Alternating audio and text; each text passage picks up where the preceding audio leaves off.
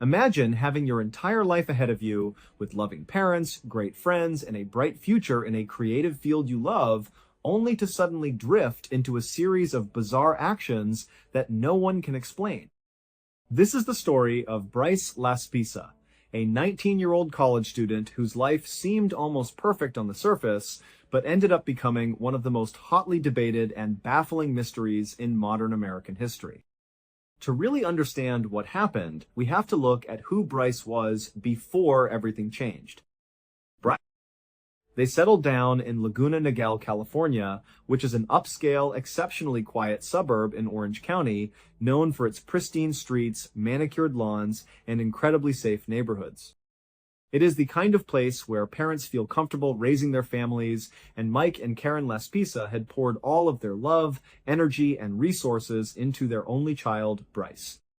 He was their pride and joy, their entire world. As Bryce grew up, he was an active, happy kid. He spent his days skateboarding, hanging out with friends, and showing an incredible natural talent for art. His parents noticed early on that Bryce had a unique way of looking at the world. He was not just drawing doodles, he was creating complex figures and designs that showed a mature grasp of space and color. By the time he was in high school, he had transitioned from traditional paper and pencils to digital mediums, mastering graphic design programs with ease. He could spend hours in front of his computer screen, completely lost in his creations. Mike and Karen encouraged his passion and supported his dream of pursuing a career in graphic design. When he graduated from high school, they helped him look for the perfect college, and they settled on Sierra College in Rocklin, California, which is located in Placer County just outside of Sacramento.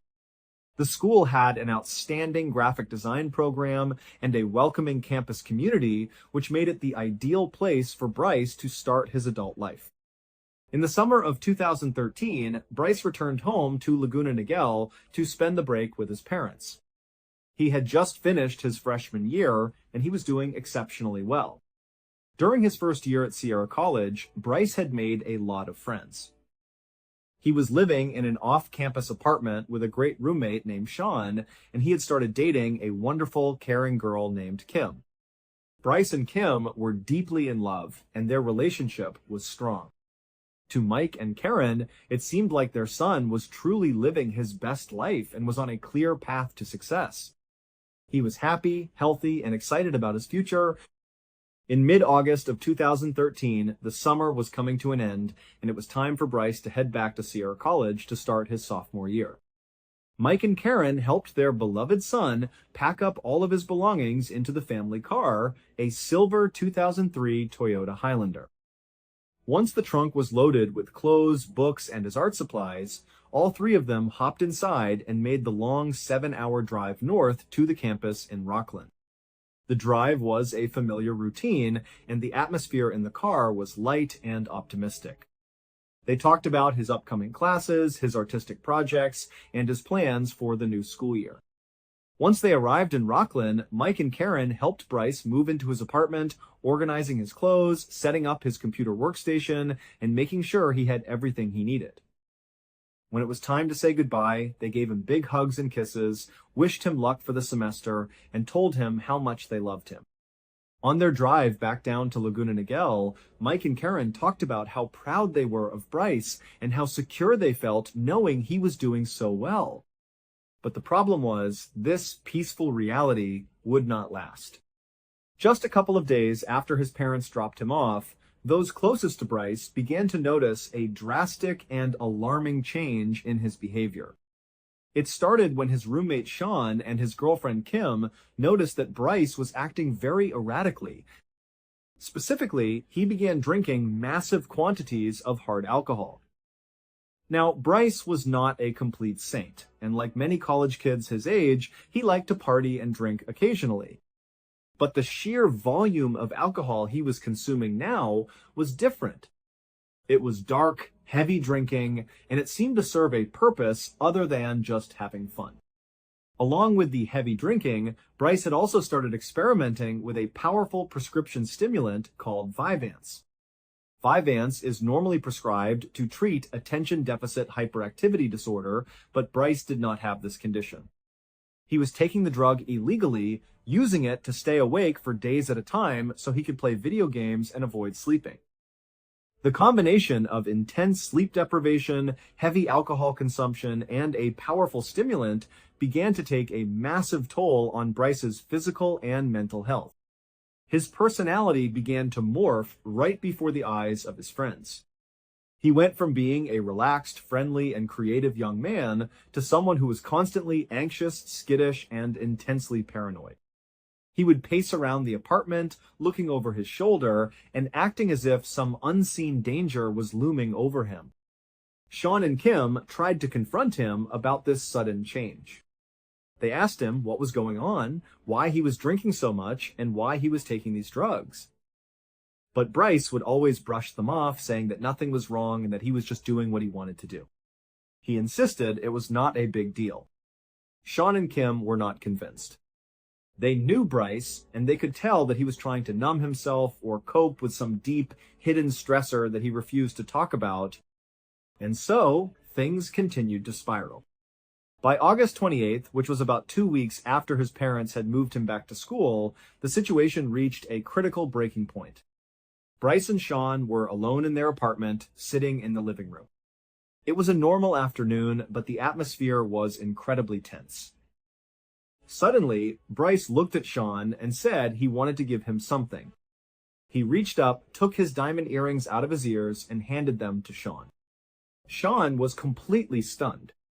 He knew these earrings were incredibly valuable, and more importantly, they were a gift from Bryce's mother, Karen. Sean tried to refuse, telling Bryce that he could not accept them because they meant too much to him and his family. But Bryce insisted, telling Sean that he wanted him to have them. Before Sean could even process this strange gesture, Bryce stood up, grabbed his Xbox video game console, placed it on the table in front of Sean, and told him to take that as well. At this point, Sean was deeply alarmed. Giving away valuable, personal belongings is a well-known warning sign that someone might be planning to harm themselves or end their life.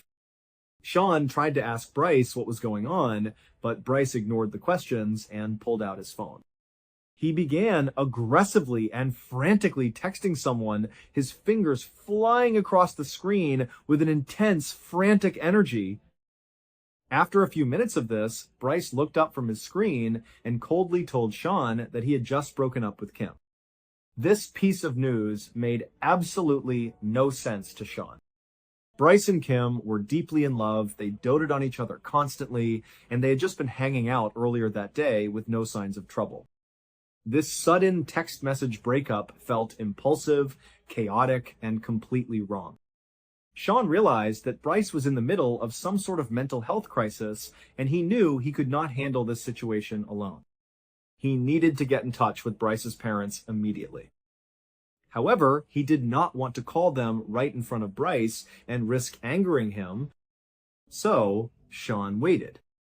Soon after the breakup text, Bryce announced that he was going to drive over to Kim's apartment, which was a short distance away, to talk to her. As soon as Bryce walked out the door, Sean grabbed his phone and called Karen Laspisa. When Karen answered, Sean explained everything that had been happening over the past 2 weeks. He told her about the heavy drinking, the Vyvanse abuse, the paranoia, and how Bryce had just given away his diamond earrings and his Xbox before abruptly breaking up with Kim. Sean emphasized that he was not trying to get Bryce in trouble, but he was genuinely terrified for his friend's safety and felt that his parents needed to step in and do something. Karen was shocked and deeply alarmed by this phone call. She had no idea her son was struggling with substance abuse or acting this way. She thanked Sean for his honesty and promised to reach out to Bryce immediately. But before Karen could even dial her son's number, her phone rang. It was Kim, Bryce's now ex-girlfriend. Kim was crying and sounding incredibly distressed. She told Karen that Bryce had just arrived at her apartment and he was acting so bizarrely and erratically that she was terrified to let him drive. Kim said she had actually managed to take his car keys away from him because she felt he was in no mental state to be operating a vehicle. She described Bryce as looking completely blank, staring right through her, and speaking in a way that did not make any sense. Karen's heart sank. She now had two separate, independent phone calls from the people closest to her son, both saying the exact same thing. Bryce was losing his grip on reality. Karen desperately asked Kim to put Bryce on the phone. When Bryce finally answered, his voice sounded surprisingly calm and normal, which only made the situation more confusing. Karen asked him what was going on, why his friends were so worried, and why he was at Kim's apartment acting so strangely. Bryce told his mother that Kim was just upset because they had broken up and that she was exaggerating his behavior. He said it was just a messy breakup and that he simply wanted to go back to his own apartment, but Kim was refusing to give him his car keys. He begged his mother to tell Kim to return his keys so he could just leave. Karen was torn. She knew her son was likely downplaying the situation, and she felt a deep sense of dread. She told Bryce that she was going to book a flight and fly up to Rockland first thing the next morning to see him in person and help him. But as soon as she said this, Bryce's demeanor changed. He became incredibly intense and told her absolutely not.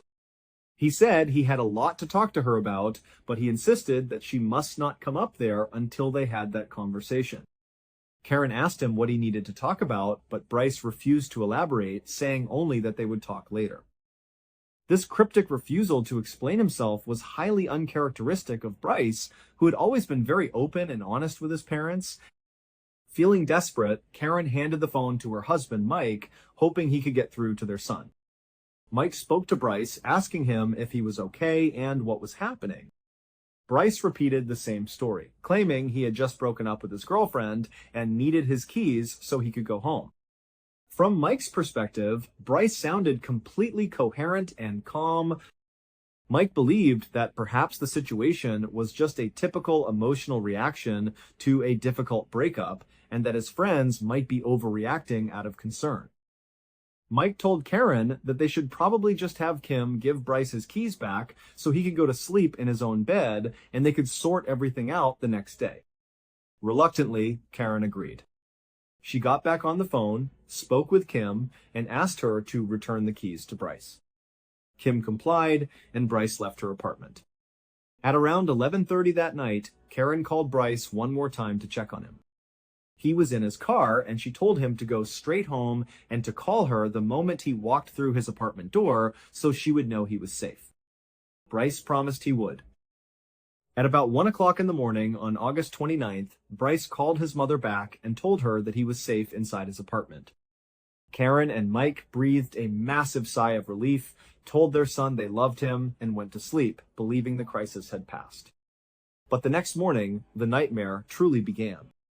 At around 11 o'clock on the morning of August 29th, Karen's phone rang. It was an automated notification from their insurance company letting them know that roadside assistance had been dispatched to their 2003 Toyota Highlander, which was the car Bryce was driving. Karen was immediately confused and worried. Bryce was supposed to be asleep in his apartment in Rockland. Why would he need roadside assistance? She tried calling Bryce, but his phone went straight to voicemail. She then called his roommate, Sean, to see if Bryce was still asleep. When Sean answered, he delivered a devastating piece of news. Bryce was not there, and he had never actually come home the previous night. The phone call at 1 in the morning, where Bryce had assured his mother he was safe in his apartment, had been a complete lie. Panicking, Mike and Karen realized they had to find their son. They decided to log into their online banking account to see if Bryce had used the credit card they had given him for emergencies, hoping to track his movements. Sure enough, they saw a very recent transaction from earlier that morning. It was a charge at an auto repair shop in a tiny town called Button Willow, California. Button Willow is a small, dusty desert community located right off Interstate 5, about halfway between Sierra College in Rockland and their home in Laguna Niguel. This meant that instead of going home to his apartment, Bryce had got into his car and started driving south towards his parents' house. It seemed he was trying to make the 7-hour drive to see them in person, likely to talk about whatever mysterious burden he was carrying.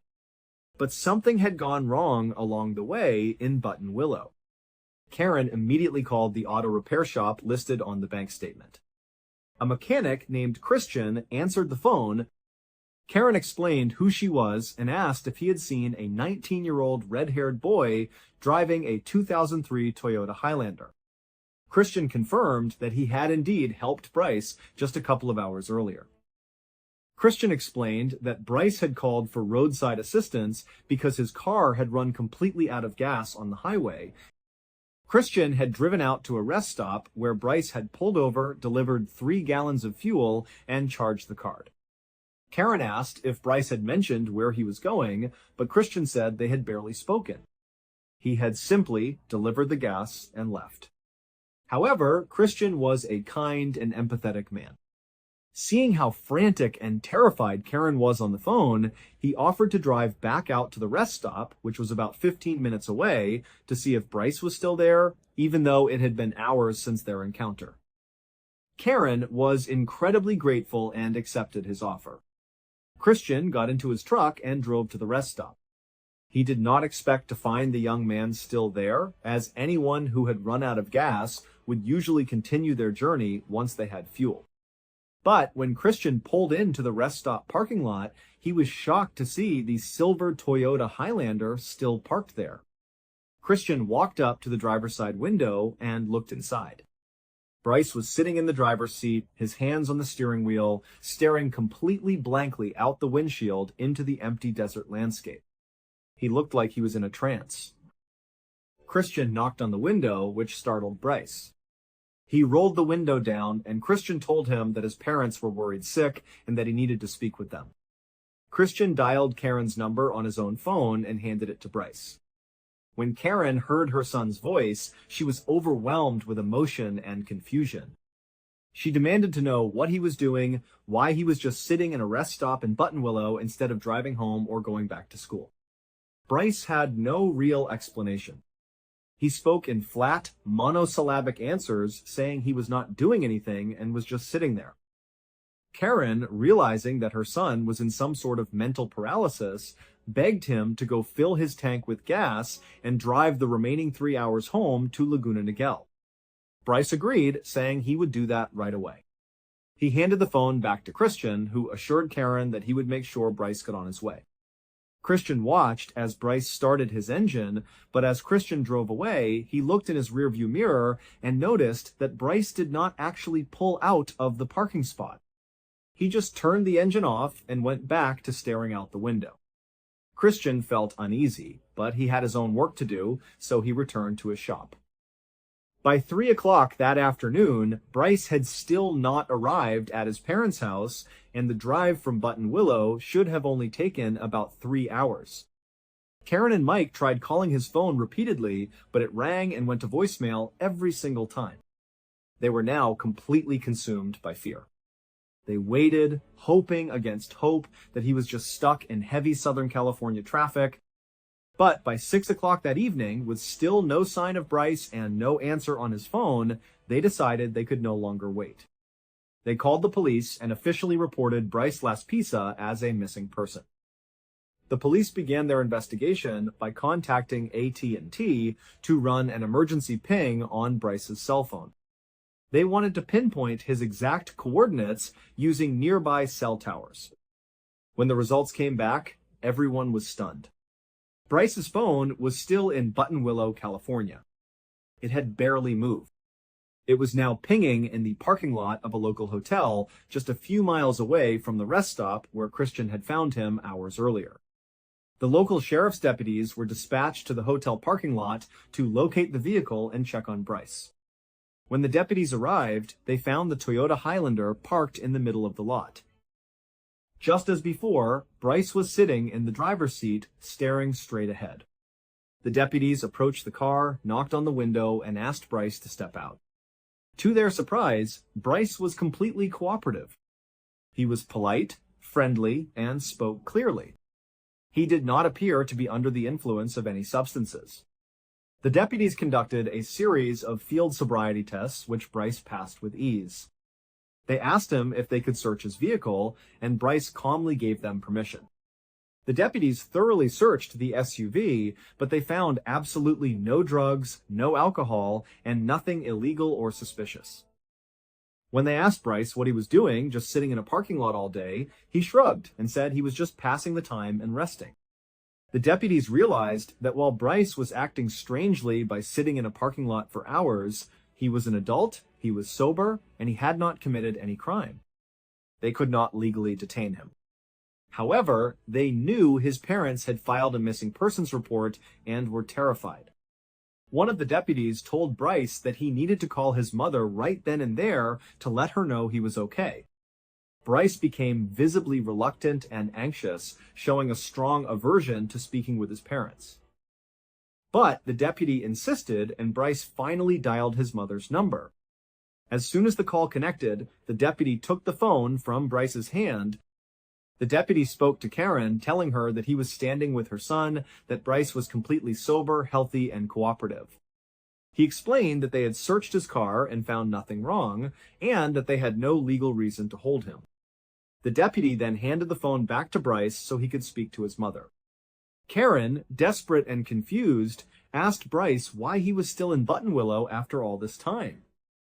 Bryce offered no real answers, only saying he would be home soon and that she should not worry.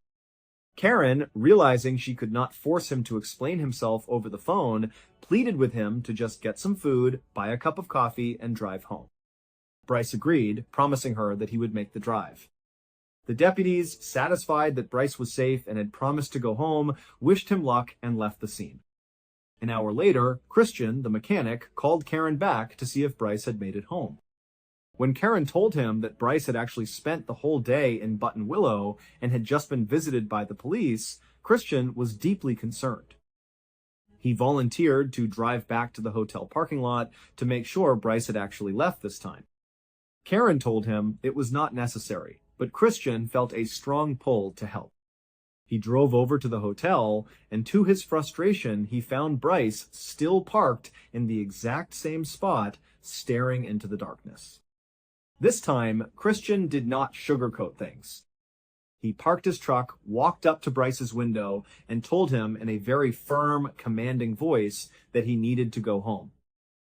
He told Bryce that his behavior was hurting his parents and that he was going to stand there and watch him pull out of the lot, and that he was going to follow him to make sure he got onto the highway. Bryce, perhaps realizing he had no other choice, started his car and finally pulled out of the parking lot. Christian got into his truck and followed close behind. He watched as Bryce navigated the streets and successfully merged onto Interstate 5 South, heading toward Laguna Niguel.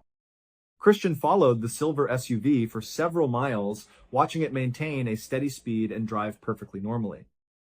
Feeling satisfied that Bryce was finally on his way home, Christian pulled up alongside him, waved goodbye, and then took the exit to head back to Buttonwillow. Shortly after Christian left, Karen called Bryce to keep him awake and monitor his progress. She told him that she wanted him to describe the road signs and landmarks he was passing so she could track his journey and know he was getting closer.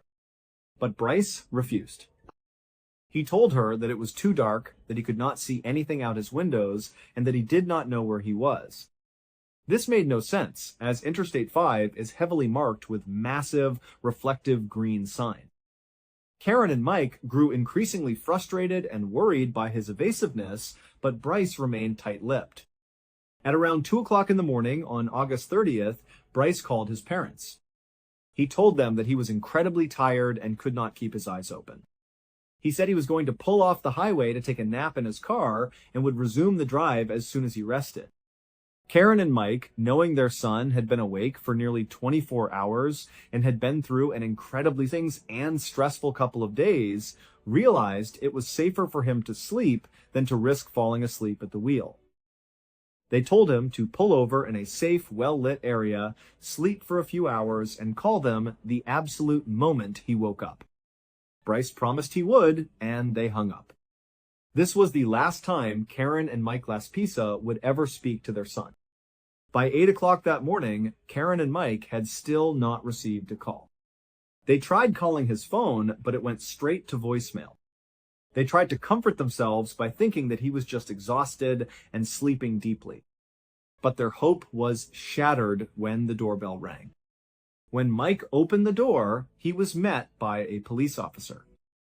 The officer asked if they were the owners of a 2003 Toyota Highlander. When Mike confirmed they were and that their son Bryce was driving it, the officer delivered a devastating blow. The vehicle had been found hours earlier, crashed at the bottom of a 25-foot cliff near Castaic Lake. Castaic Lake is a large reservoir located in the mountains just off Interstate 5, about halfway between Buttonwillow and Laguna Niguel. The details of the crash scene were incredibly baffling and deeply unsettling. The SUV was lying on its side at the bottom of the ravine. The emergency response team had searched the vehicle and the surrounding area, but there was no sign of Bryce. There was no driver, no body, and no immediate indication of where he had gone. Inside the vehicle, investigators found his cell phone and his laptop. On the road above the cliff, they found his wallet and his duffel bag, which contained his clothes. It appeared that these items had been thoroughly rummaged through, as if someone had been looking for something specific before abandoning them. The rear window of the SUV had been shattered from the inside, and there were 2 small drops of blood on the interior of the car, suggesting that Bryce had survived the crash with minor injuries and had crawled out through the broken back window to escape the wreckage. But the most disturbing revelation came from the physical evidence of the crash itself. Investigators analyzed the tire tracks on the dirt road leading up to the cliff's edge. There were no skid marks, which meant Bryce had never hit the brakes. In fact, traffic cameras and forensic analysis of the vehicle's computer revealed that Bryce had actually accelerated right before going over the edge. He had intentionally driven his car off the cliff. To the investigators, this looked like a clear-cut tragic case of a failed suicide attempt.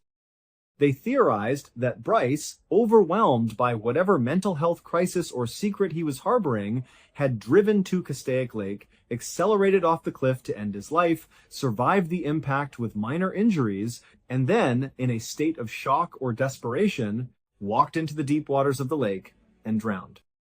But Mike and Karen could not accept this theory. It did not align with the son they knew.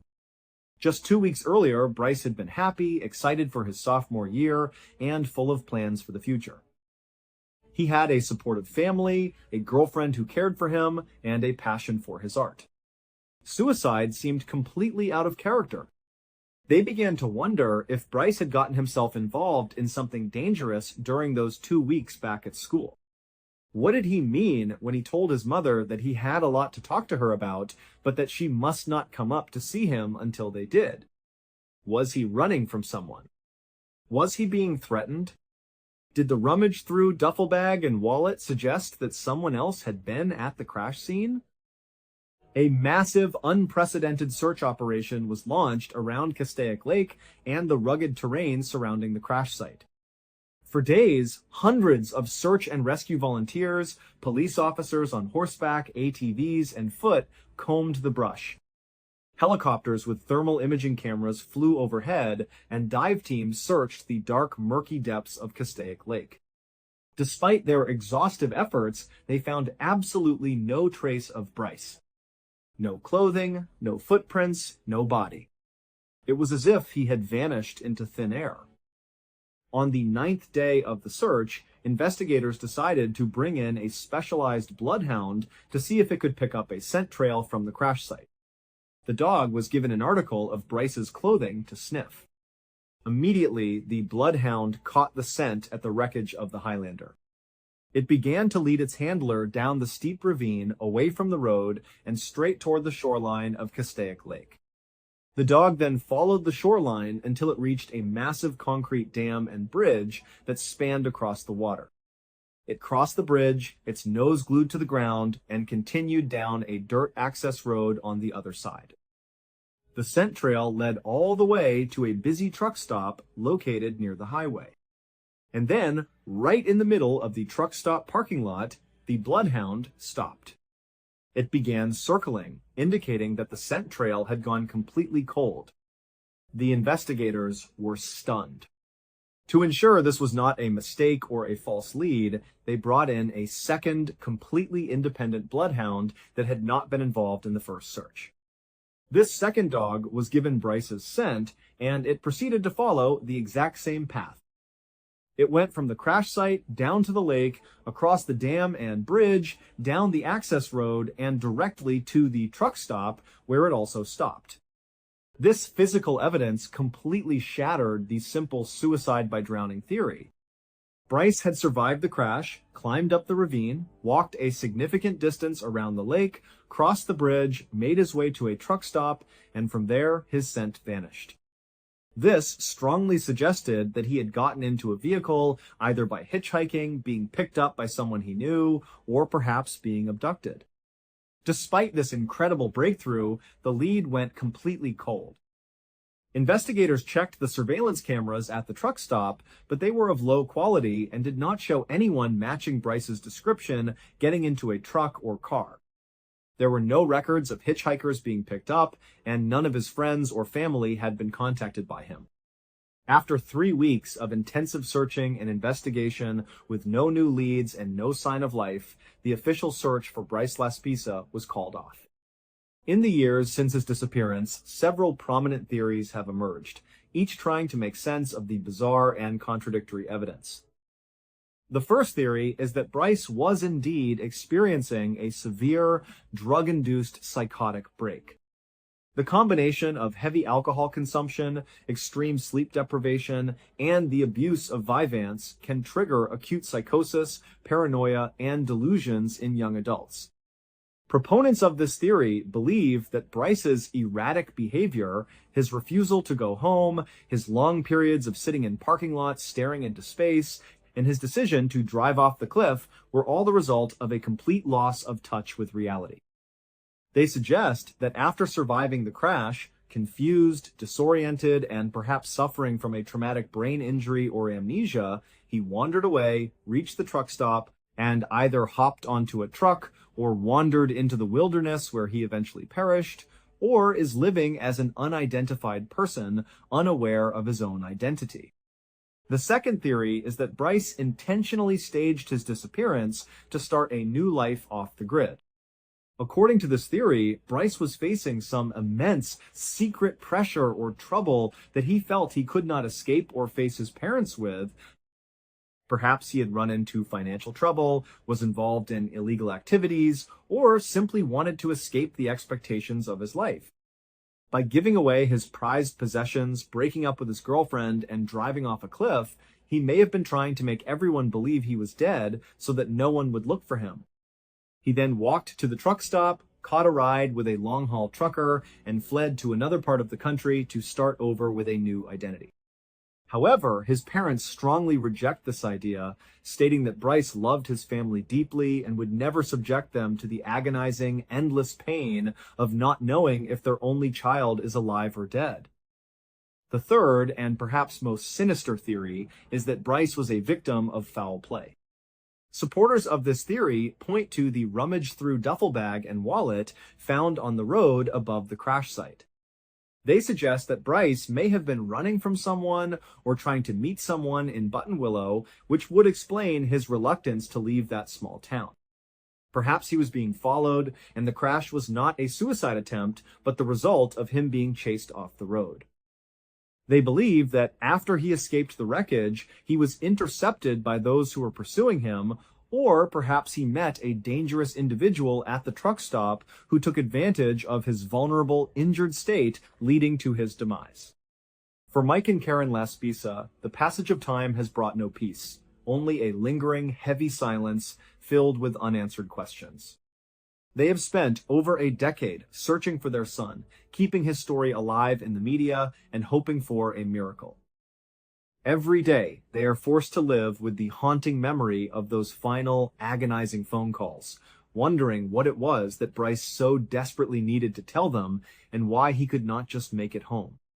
The silver Toyota Highlander at the bottom of the cliff remains a tragic monument to a young life interrupted, and the silent waters of Castaic Lake hold their secrets close. To this day, the case of Bryce Laspisa remains open, but the physical trail has gone completely cold.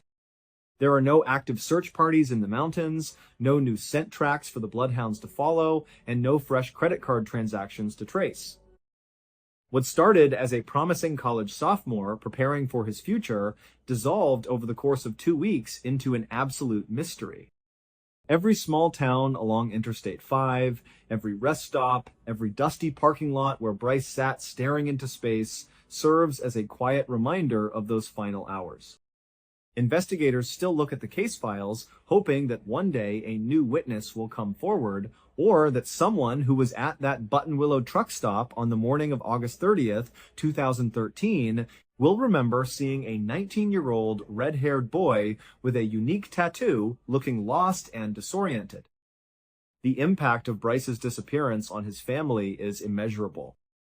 Mike and Karen have dedicated their lives to finding answers, creating social media pages, speaking to news outlets, and working with private investigators.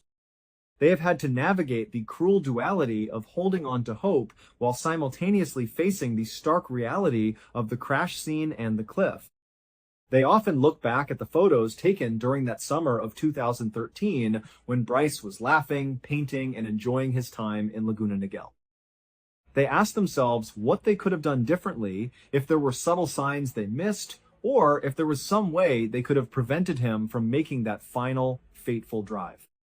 But as the years turn into decades, the silence only grows louder. The mystery of what Bryce wanted to talk to his mother about remains the central, unresolved riddle of the entire tragedy. It is the key that could unlock everything, explaining his sudden paranoia, his erratic behavior, his gifts to his roommate, and his reluctance to return home. It is a secret that Bryce took with him when he climbed out of the shattered back window of his Highlander and walked down the access road toward the truck stop. The story of Bryce Laspisa is a cautionary tale about how quickly a life can change, how fragile our sense of security can be, and how some secrets are so heavy they can pull a person completely off their course. It is a narrative that continues to capture the imagination of millions of people around the world, all hoping that one day the truth will finally be revealed and that Mike and Karen will finally get the peace and the answers they have been desperately searching for. Until that day comes, Bryce remains a shadow on the highway, a memory of a red-haired boy who drove into the California desert and vanished into the night, leaving behind nothing but questions, a broken car, and a trail of scent that stopped at a truck stop parking lot.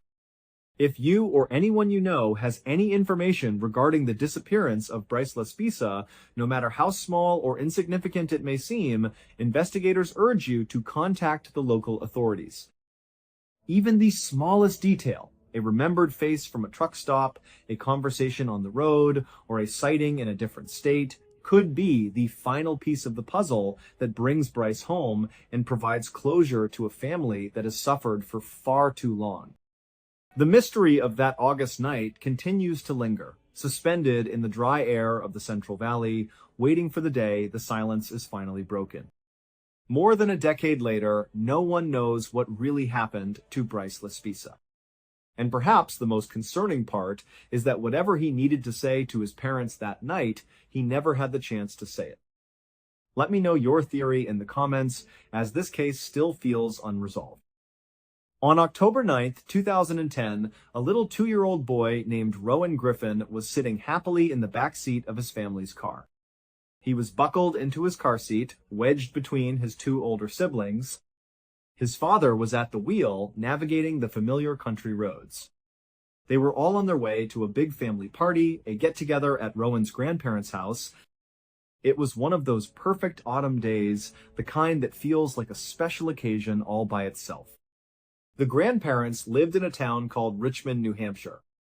It's a very rural part of the state, a place where houses are separated by thick stands of trees and long winding driveways.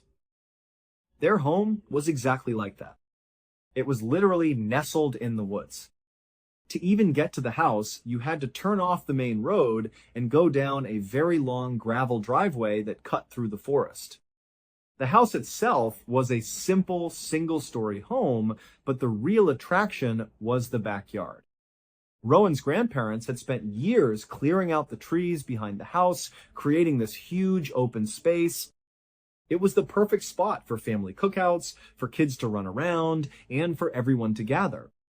As Rowan's dad turned the car into that long driveway, they could already see that the party was in full swing. Cars were parked all along the gravel path, lining it all the way from the house back out to the street. It was a clear sign that this was going to be a big one. They found a spot to park and made their way up towards the house. And sure enough, when they rounded the corner into the backyard, it was just a sea of people. There were adults chatting in groups, teenagers tossing a football, and dozens of little kids, Rowan's cousins, running and screaming with joy. For a 2-year-old like Rowan, it was paradise. The moment his dad unbuckled him, he and his siblings took off like a shot, disappearing into the crowd of kids to go play. For the next couple of hours, everything was perfect. The kids were having the time of their lives, darting between the adults, playing tag, and exploring the edges of the big yard. The grown-ups were catching up, grilling food, and just enjoying the beautiful day. At some point, a few of the adults started to notice Rowan. Later, when they would try to piece everything together, they'd all remember the same detail. They saw Rowan chasing a cat. The grandparents had a friendly little cat that lived on the property, and Rowan was absolutely fascinated by it. He was following it all around the backyard, his little legs pumping as he tried to keep up. A number of adults saw him do this. They saw him giggle as the cat dodged around a picnic table. They saw him chase it towards the edge of the woods that bordered the yard. And a few of them even saw him run right into the woods, following that cat as it disappeared into the trees. But here's the thing about a big party like that. There's a sort of mob mentality that can set in. Every single adult who saw Rowan run towards the woods thought the exact same thing. They thought, someone else is watching him. His dad is here. His mom is here.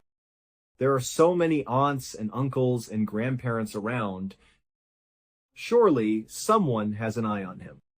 They weren't trying to be negligent or careless. It was just a simple and dangerous assumption. In a crowd that large, everyone assumes someone else is responsible. They figured, what could possibly go wrong? He's just a few feet away chasing a cat. He'll be back in a second. A little while later, Rowan's father, Mr. Griffin, was looking around for his youngest son. He scanned the yard, expecting to see his little boy playing with the other kids, but he couldn't spot him. He didn't panic at first. In a yard full of people, it was easy to lose sight of a small child for a moment. He walked over to the group of older kids and asked them casually, "Hey, have you seen Rowan?" And they all said something similar. "Oh yeah, I think I saw him chasing the cat.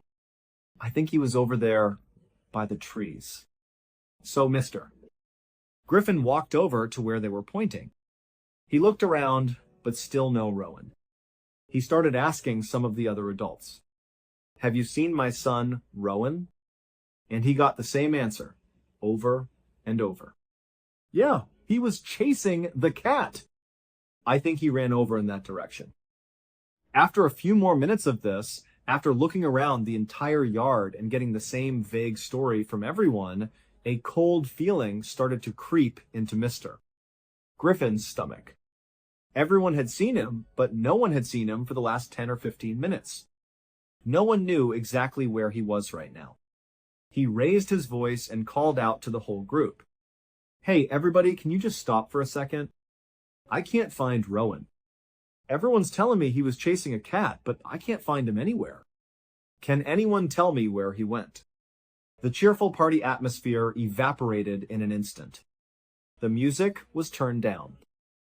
The conversation stopped.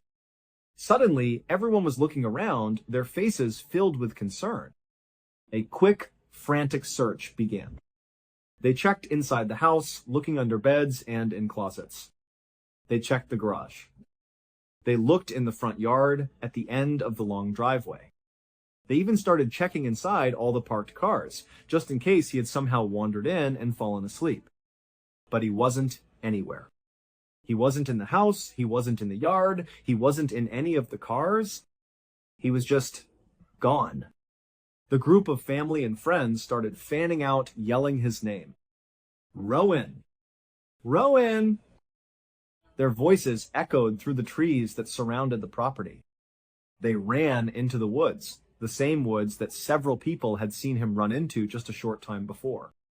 They pushed through the underbrush, looking behind every tree and under every bush. But there was no sign of him. Mr. Griffin looked at his watch, his heart pounding in his chest. He tried to think back. How long had it been since he had last seen his son with his own 2 eyes? He couldn't be sure. 10 minutes? 20? An hour? He had no idea how long Rowan had been gone for. He wasn't taking any more chances. He pulled out his phone and he called 911. The police arrived quickly. They understood the urgency of the situation. A 2-year-old lost in the woods with nightfall approaching. It was a worst-case scenario. They immediately launched a massive search operation. Officers on foot started creating organized search lines, sweeping through the forest methodically, but this was rural New Hampshire. The community was tight-knit. As word spread about the missing boy, locals started showing up to help. People who lived in the area and owned ATVs and four-wheelers brought them out. They started driving the trails and old logging roads that crisscrossed the vast forest, their headlights cutting through the growing darkness. Soon, there were hundreds of people out there, police officers, family members, friends, and complete strangers, all united by one goal: to find Rowan. They were all yelling his name, their voices overlapping in a desperate chorus that filled the woods. But as the sun began to dip below the horizon, casting long, dark shadows through the trees, they still hadn't found him. They hadn't found a single clue. No footprint, no piece of clothing, no sign at all of where he might have gone. The running theory was that he had simply gotten lost in the forest. After all, the last confirmed sighting of him was chasing that cat into the trees. It made sense. But they had searched the immediate area so thoroughly, it was hard to believe they hadn't found him if he was close by. They just didn't know. Finally, the sun went down completely. The woods became pitch black, and the temperature started to drop. The search commanders made the difficult but necessary decision to postpone the search. It was too dangerous to have hundreds of people wandering around in the dark in such rugged terrain. They would resume at first light the next morning. You can only imagine how horrible that night was for Rowan's parents. They were sitting inside the grandparents' house, the same house that had been filled with so much joy just hours earlier. Now it was such a silent and tense, filled with an unbearable sense of dread. They were forced to just sit and wait, wondering what was happening to their 2-year-old son who was all alone somewhere out in the cold, dark woods. Very early the next morning, long before the sun had even fully risen, a huge crowd of volunteers gathered again at the grandparents' house. They were determined to find Rowan. The search commanders broke them up into groups, assigning each group a specific area of the forest to search. There was one particular group of volunteers that had an idea. They wanted to look a little bit farther away than where most of the search efforts had been focused the day before. The main search was concentrated on the area immediately surrounding the house. This group wanted to go about 3 miles away to a large, swampy area they knew was out there. It seemed like a long shot. It was hard to imagine a 2-year-old could have traveled that far on his own, but they felt they had to check everywhere. So, this small group of searchers set off. They made their way through the dense woods for a couple of hours until they finally reached the edge of the swamp. And they could tell right away that this was going to be incredibly difficult terrain to search. It was a true swamp, wet and deep and treacherous. They were all wearing waders to keep dry, but with every step they took onto what looked like a solid patch of ground, they would sink 2 or 3 feet into the cold, murky water. It was slow, exhausting work, just sludging their way through the thick bog. They pressed on, moving deeper into the swamp. At some point, they made their way through a thick patch of reeds and into a small clearing. And that's when they saw it. Sitting on top of a fallen log on a small patch of dry land, there was what looked like a pair of children's shoes. They looked small, definitely small enough to belong to a child. Their hearts started to beat a little faster. They waded their way over to the log and climbed up onto the dry section of land. They walked over and picked up the shoes. They were definitely kids' shoes. This had to be a sign. They immediately started yelling out for him. "Rowan! Can you hear us, Rowan?" They yelled a few times and then they stopped, holding their breath and listening intently. For a moment, there was only silence. The sound of the wind in the reeds, the buzzing of insects. And then they heard it. A tiny, faint voice calling back to them. From somewhere deeper in the swamp, they heard him yell, "Here!" They followed the sound of his voice, pushing their way past a huge, thick bush. And when they looked through the branches, they saw something they could not believe. In the middle of a wide, open bog of water, there was a tiny little island, and on that island, there was a single tree. And clutching onto that tree was Rowan. He was just standing there on this little patch of land, holding on to the tree trunk. From where they were standing, he looked perfectly fine. He looked dry. He looked okay. He was just standing on this island in the middle of a deep swamp, completely surrounded by water. Immediately, the searchers didn't hesitate. They jumped right back into the water and started wading their way out towards the island where Rowan was. The whole time they were moving towards him, the water was coming up to their chests. They were looking around, trying to gauge the depth. It was at least this deep all the way around the little island. It was a significant body of water. And as they got closer, they looked up at Rowan, and they confirmed what they had seen from a distance. The little boy was bone dry. His clothes weren't wet. His hair wasn't wet. He was a 2-year-old. They had no idea if he knew how to swim or not, but it seemed highly unlikely. And so, as they were sludging through this chest-deep water, they were all thinking the exact same thing. How in the world did he get out here? But in that moment, none of that mattered. Their only thought was, let's just get this kid and bring him back to his parents. They finally reached the edge of the island and pulled themselves up onto the dry land. They gave Rowan a quick look over. He seemed completely unharmed, just a little scared. One of the searchers gently picked him up, making sure to keep him out of the water, and they carried him all the way back. They navigated their way out of the treacherous swamp, back through the woods, and all the way back to his parents. Initially, when they brought Rowan back, everyone was just so overcome with happiness and relief that he was alive. His parents, the police, the hundreds of volunteers, they were all just celebrating the fact that he was safe. No one was asking any tough questions. No one was pressing the issue of what happened, or how he was found on that island, or how he got out there in the first place. They were just leaving it alone. They were just so incredibly happy to have him back. But after the initial wave of emotion had passed, after the dust had settled, Rowan's parents started to gently ask him some questions. They would sit with him and say, what happened out there? How did you get lost?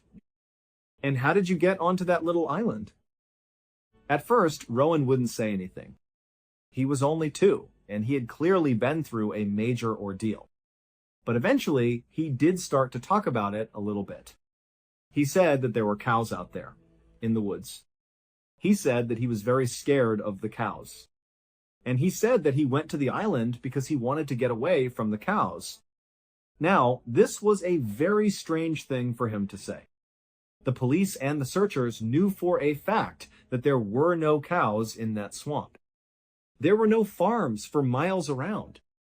There was no livestock anywhere near where he was found that night. So, this left two possibilities. Either he was so scared and disoriented that he was hallucinating, seeing animals that weren't there at all, or he was seeing something else, something real, and his 2-year-old brain was simply mislabeling it as cows. Whatever it was that he saw, or believed he saw, it had clearly scared the heck out of him. Whenever his parents would bring up the cows, he would get very frightened and agitated. But, regardless of what he saw or didn't see, the million-dollar question remained. How did he get out to that island? It was a physical impossibility. For a 2-year-old boy, as small as he was, to get to that island, he would have had to swim. The water was simply too deep for him to walk through. It was chest deep on a full-grown man. And everyone knew that Rowan did not know how to swim. But even if you entertained the idea that he had somehow magically found a way to swim across it was that deep water, there was still a huge unexplainable problem. Why wasn't he wet? The searchers who found him were adamant. He was bone dry.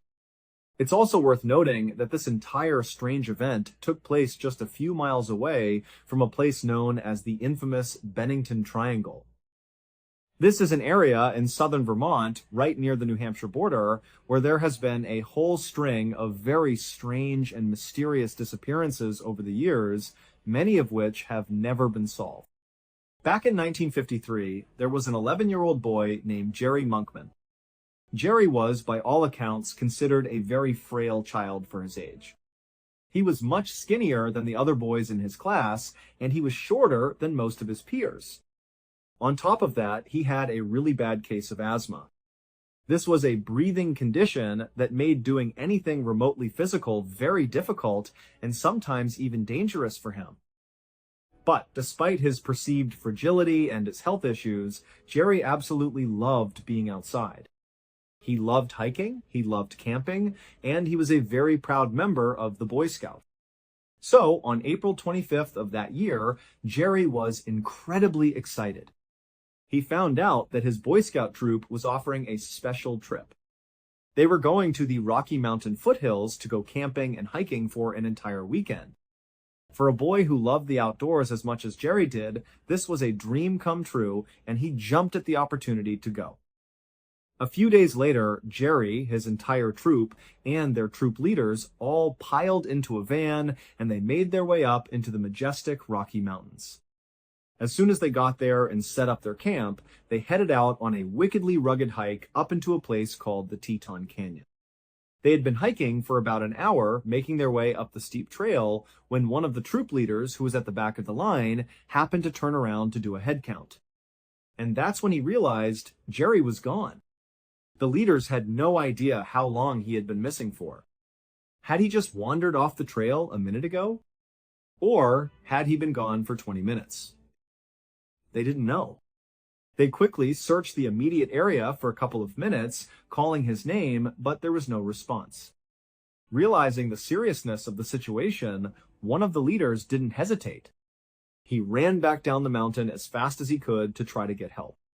Soon, the sheriff's department arrived on the scene.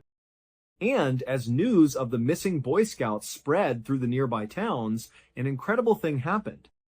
1,600 volunteers from the local community poured out onto the mountain.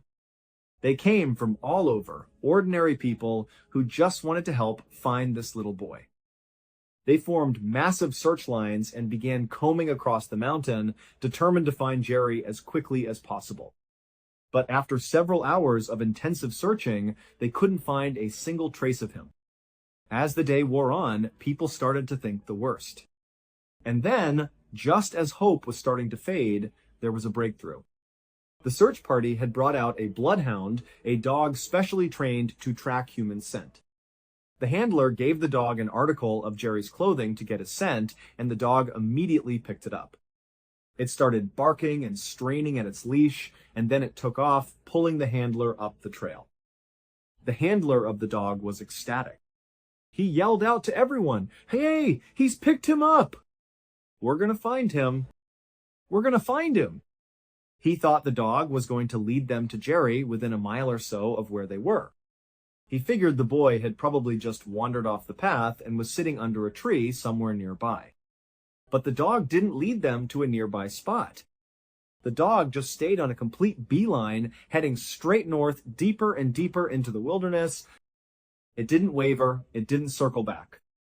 It just kept going with incredible determination for 6 straight hours. It tracked straight north, hour after hour, until it finally came to a stop at the edge of a big, dark swamp. The dog looked up at its handler as if to say, "I found it." This is where the trail ends. This swamp was 12 miles away from where Jerry had gone missing. The handler and the small group of searchers who had managed to keep up with the dog were completely baffled. They looked at the swamp, and then they looked back in the direction they had come from. They thought about Jerry, this frail 11-year-old boy with severe asthma. It seemed totally, utterly improbable that he could have maneuvered 12 miles uphill through some of the most rugged and difficult terrain in the area, all the way to this remote swamp. It just didn't seem physically possible. But they still felt like they had to search it. The dog had led them here, after all. So they spent the next hour carefully searching the entire swamp. But there was nothing there. No sign of Jerry at all. The dog handler was convinced his dog must have made a mistake. Maybe it had picked up the wrong scent, or maybe the trail had gone cold. So he tried to give the scent to the dog again, thinking that this time the dog would turn around and start heading back towards the area where Jerry had originally gone missing. But instead, his dog did something strange. It just sniffed the air, looked around, and then sat down right where it was, essentially reconfirming that, nope, this is where the scent brought me.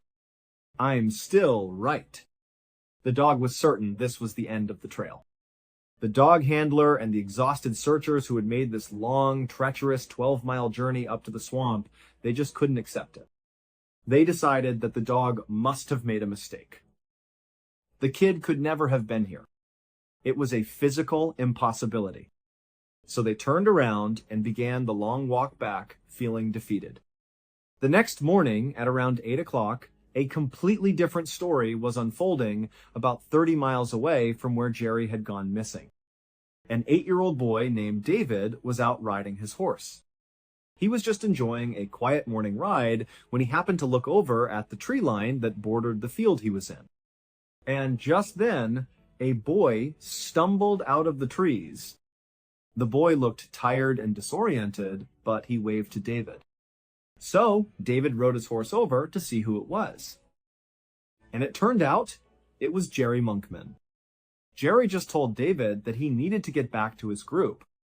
David, being a curious 8-year-old, asked him, what are you doing all the way out here?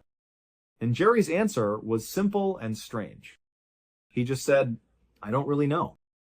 I need to get back to my group. I was with a group yesterday, and I need to get back to them. Apparently, David then asked him the logical follow-up question. Well, how did you get here if you were with them yesterday? And all Jerry could say was, I fell asleep under a tree. I don't know. When word got back to the massive search party that they had found Jerry and that they had found him 30 miles away, they were in a state of absolute disbelief. The day before, it had been considered completely unbelievable that he could have possibly traveled 12 miles to that swamp. The searchers had literally dismissed the bloodhound's findings because they thought it was so impossible. No way, they said. He couldn't have done it. And now they were being told that he had clearly traveled at least 30 miles to have been found by David where he was. And that's 30 miles as the crow flies. That's a straight line on a map. The reality is, when you're walking through the wilderness, you don't walk in straight lines. You have to make turns, you go left and right to get around obstacles, you follow switchbacks up and down hills, and the area he must have traveled through over those 30 miles is all unmarked wilderness. It's this rugged, hilly, awful, unmarked terrain. So, for him to cover 30 miles in a straight line, he almost for sure had to have covered 40, maybe even 50 plus miles on foot to get there. So the police asked him. They sat down with him and they said, "Jerry, how did you do this? How did you cover the incredible distance you covered in such a short amount of time?" And Jerry would just tell them the same thing he told David. He said he just remembers sleeping under a tree. And then he would wake up and he would see animals. He said they were poking their heads around from behind different trees. He didn't know what kind of animals they were, but they were watching him. And he was worried that they were going to hurt him, but they never did.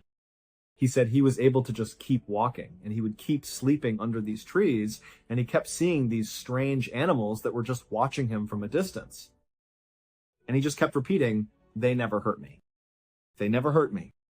Obviously, this did not answer any of the questions that the investigators were desperate to have answered. They just felt like, okay, maybe he's in shock. We can try to ask him again at another time. But as time went on, his story never changed. And so the prevailing theory among some became, well, then he must have been abducted. That's the only way he could have covered this kind of distance. But that just begs an even bigger question. Who is capable of moving an 11-year-old boy that much distance through that kind of terrain in such a short amount of time? We're talking about a 30-hour window, moving potentially 50 plus miles, lugging an 11-year-old around through the Rocky Mountains. And even if there was someone or something that was capable of lifting up an 11-year-old and maneuvering them that much distance in such a short amount of time, the question is, to what end? Why would they do that? Why was Jerry then maneuvered all the way to that swamp where the bloodhound lost his trail and then maneuvered even farther to the spot where he was eventually found? It doesn't make any sense at all. One of the most remote and isolated places in the entire world is an island called Bull Deer Island in Alaska. It's located about 2/3 of the way to Russia along the Aleutian chain of islands. The nearest inhabited island is about 50 miles away across a stretch of brutally cold and dangerous ocean. The weather on Boulder Island is pretty brutal, especially during the long, dark winters. And back in the 1940s, there was no electricity there, no running water, nothing.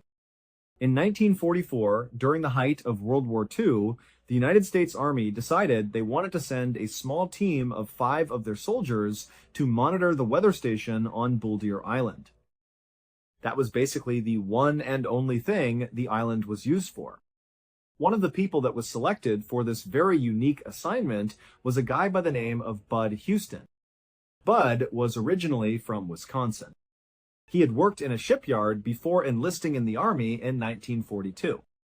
He was a big hunter and a skilled outdoorsman, and so the prospect of living on this kind of desolate, wild Alaskan island really appealed to him.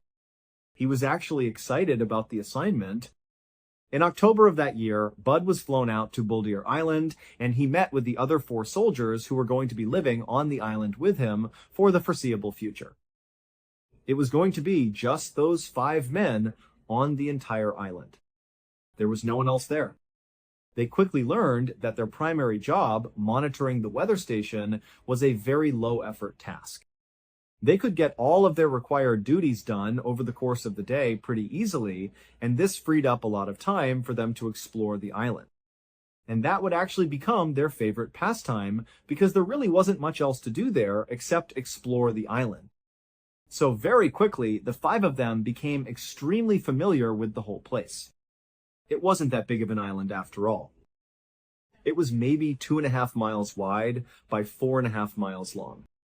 On March 3rd, 1945, about 5 months after they had first arrived on Bull Deer Island, the men were complete experts on their tiny remote home. By now, they knew every square inch of the island. They were very comfortable there. On that particular day, they had to do a routine patrol around the weather station. This was something they did multiple times a week, so it was very routine, nothing out of the ordinary. All 5 of them were sitting inside the weather station, and Bud said that he would do it. So Bud grabbed his rifle, and he headed outside to do this simple patrol. The other 4 soldiers just stayed inside the weather station, probably playing cards or reading. After about an hour had passed, they realized that Bud hadn't come back yet. This was a little strange. The patrol he was supposed to do does not take more than 20 minutes, max. So they stepped outside to see if he was out there. The weather at the time was very mild for an Alaskan island. There was no snow on the ground, it wasn't very cold, and it wasn't very windy. The visibility that night was actually pretty good. So they're looking out over the island, and it's important to remember that Bull Deer Island has no trees. At the very far end of the island, on the opposite side from where the weather station was located, there is one significant-sized mountain. But short of that, it's not a particularly mountainous island. It's mostly rolling, grassy tundra. So, from their perspective at the weather station, they could look out over the island and basically see everything. And they didn't see him anywhere. At first, they were not that worried about it. They figured, you know what? It's Bud. He knows what he's doing. He's been here for so long, he's probably just out exploring or something. But they decided they should probably go look for him just in case. They went down to the water, to the shoreline, but he wasn't down there. They walked all around the far side of the island calling his name, but they couldn't find him. By the time they got back to the weather station, a real sense of worry had set in. They decided they had to tell their command that they had lost him. So they got on the radio and they called back to their higher command. They said, "We don't know where he went. He went out on a routine patrol, we didn't hear anything, and now he's gone." A whole bunch of reinforcements were sent out to the island to help with the search. They came out on boats and were dropped off to look on foot with the other 4 soldiers. There were also planes and helicopters brought in to do aerial searches. For 2 full days, they looked all over that tiny island for Bud. They scoured every inch of it, and they couldn't find him. And you have to remember, there are very few places you could possibly even go on that island where they wouldn't be able to look and see you. It's small and it's wide open. So, after 2 days of finding absolutely nothing, everyone started to think the same thing. He must have jumped into the water, or maybe he slipped and fell into the water. It was the only logical conclusion. There was simply nowhere for him to hide on the island itself. And so, after a couple of days, the commanders were so sure that it was just not possible for him to still be on the island that they called the search off.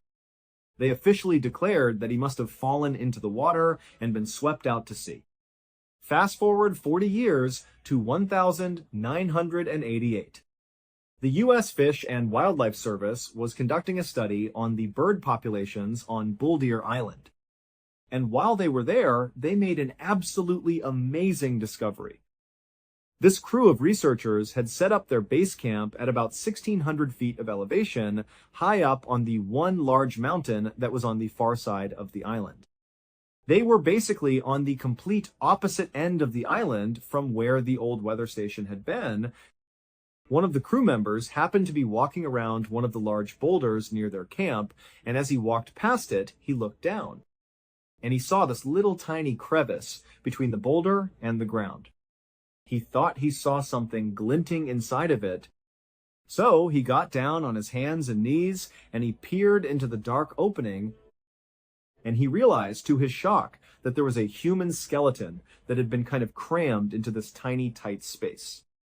The skeleton still had the tattered remains of a military uniform on it.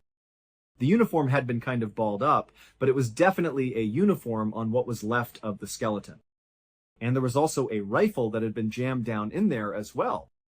It would later be identified, and it would turn out to be the remains of Bud Houston. So, this discovery raised a whole host of new, impossible questions. First of all, why did Bud say he was going to go outside and do a simple patrol, which really just meant walking around the immediate vicinity of the weather station? You're certainly not traveling very far. Why did he say he was going to do that? And then proceed to walk 4.5 miles to the other end of the island and then climb up 1,600 feet to the top of this mountain? It makes no sense. But even if he had some secret unknown reason to be over there, a much bigger question is, why would he then force himself into this little tiny crevice? If he was looking for shelter from the elements, well, the weather that night was incredibly mild. It would not have been life-threatening to be out in the elements, at least not that first night or even the second night of the search. And besides, he knew the island like the back of his hand. He probably could have found a much better place for shelter than this awful little crevice. But if he was at a point where he was seeking shelter under these boulders, instead of just walking back to the weather station and getting real warm shelter, then he had to have been in some kind of emergency situation. That's the only way that makes any sense. But if he was in an emergency situation, he would know that his responsibility as a soldier is not just to survive, it's also to be found again. You need to make sure you're not obscured underneath a boulder so that no one can find you. This island, it was like the easiest place in the world to be found. There are no trees. There were helicopters and planes flying directly overhead. And there were all these people on foot searching for him in a very small space. All he had to do was not be hidden under a boulder. Maybe during the day, when the weather let up, he could have rolled out from under the boulder and let himself be found. But that's not what happened. What probably happened is that Bud somehow got crammed into that little tiny crevice almost immediately after he left the weather station to do that patrol. But logically speaking, he would not do that to himself. It doesn't make sense from a survival perspective. So, if he didn't do it to himself, then someone else had to have done it. But all the other people on the island, the only 4 other human beings for 50 miles, were all inside the weather station together at the time this would have been happening. They had a solid alibi. So it really makes you wonder, what happened when he walked outside of that weather station? Who or what did he see? And what did they do to him? Unfortunately, after all these years, we'll probably never know the answer. Thank you so much for watching. Let me know what you thought of today's episode in the comments. And remember, we have a whole playlist of true crime episodes ready for you to binge right now. Until next time, see ya. 3 nights in a row, something walked through that cabin. Every night at almost exactly 3 in the morning, I would hear footsteps crossing the wooden porch outside my room. Then the front door would creak open. The sleigh bells hanging from it would start ringing. A metal pot in the kitchen would crash onto the floor. And then the footsteps would begin moving through the house toward us. The terrifying part wasn't the sound. It was the fact that whoever or whatever was making those footsteps should not have existed, because when it finally entered our room, the thing standing in the darkness was impossibly tall. Its legs were so unnaturally long that its waist sat higher than a normal person's head. And on 2 separate nights, I watched it walk past my bed, lean over my sleeping friend, and disappear straight down into the floor beneath him. What happened in that cabin completely changed my life. I never went back there again. And to this day, I still don't know whether we experienced a ghost or something much worse. But to understand how any of this happened, we need to go back to the winter when I was 16 years old. When I was 16 years old, my life pretty much revolved around snowboarding. I had started when I was about 12, and it just became my thing. My entire world during the winter months was about finding the next good snow, the next chance to get on the mountain. And I always did it with the same 2 people, my best friends, Wolf and Nick. Every single winter, without fail, the 3 of us would pack our gear and head up to Nick's family cabin in the White Mountains of New Hampshire. It was our ritual. We'd spend a few days just completely immersed in snowboarding, from sunup to sundown. It was perfect. The trips were always the same little group. It would be me, Wolf, and Nick, and then Nick's mom and dad would come along too. Nick's dad was a great guy, always had a story to tell, and he was a big part of the whole experience. But then, leading into the winter when I was 16, something happened that changed everything. Unexpectedly, Nick's father passed away. It was a huge shock to everyone. We were in the middle of planning our annual trip to the mountains when we got the news. I remember talking to Wolf on the phone, and we were both just lost. I told him I don't even know if it's appropriate to ask about the trip anymore. It felt so trivial, so unimportant in the face of what had happened. We all knew how incredibly close Nick was to his dad. And big on that, Nick's dad was always there with us on these trips. He was part of the fabric of the whole thing. The drive up, the evenings at the cabin, it just seemed impossible to imagine doing it without him. The dynamic would be completely broken. A little while later, we got a call from Nick. He said, "Hey, so we are still going to do the snowboarding trip to the cabin in New Hampshire." Wolf and I talked about it afterwards. We were hesitant, but we figured we should just go with it. Our thinking was that maybe this was something they needed. Maybe they wanted to be surrounded by a fond memory of their husband and father. Maybe doing something that he loved in a place that he loved was their way of grieving and remembering. So we agreed to go. His dad had passed away a few months before the trip, so the grief was still very fresh, very raw. You could feel it. And like we had predicted, the dynamic was completely different. It was like there was this giant elephant in the room that no one wanted to talk about. As we were driving up in the car, just me, Wolf, Nick, and his mom driving, the absence of his dad was so apparent. He always sat in the passenger seat, and now it was just empty. The usual chatter and jokes were replaced by long stretches of quiet. It was heavy. So we finally make the long drive up to New Hampshire, planning to stay for 3 days. The place itself wasn't really a house, it was a true cabin. It was a small wooden house built on the side of a mountain. Now, if you think about how a mountain is shaped, it's a slope. So to build a level house on it, you have to get creative. A portion of the house has to be built up on these tall stilts, the part that hangs off the edge of the mountain. And the other part of the house is sort of dug into the mountainside itself. When you drive up the long, winding driveway, you see this wraparound porch that goes around most of the house. The majority of that porch is on the stilted section. So, when you walk on it, your footsteps really echo. You can hear every single step clear as day because you're walking on this hollow, suspended structure. When you get to the front door, it opens inwardly. And on the inside of the door, Nick's mom had hung a string of old-fashioned sleigh bells. So anytime the door opened, you'd hear this distinct, festive chiming sound. As soon as you step inside the house, the layout is very specific. If you took just one step in, your right foot would land on the linoleum of the kitchen floor. Your left foot would land on the old shag carpet of the dining room. That's just how it was set up. Kitchen immediately to your right, dining room to your left. If you kept walking straight, you'd enter the main living room. This room had a high ceiling, and if you turned around and looked up, you'd see a lofted second floor that overlooked the whole space. Now, if you were to walk into the house with the kitchen on your right and the dining room on your left, and you walked about halfway across the house before reaching the living room, you could look to your right and see a single hallway. It was the only hallway in the whole place. It was a very small cabin.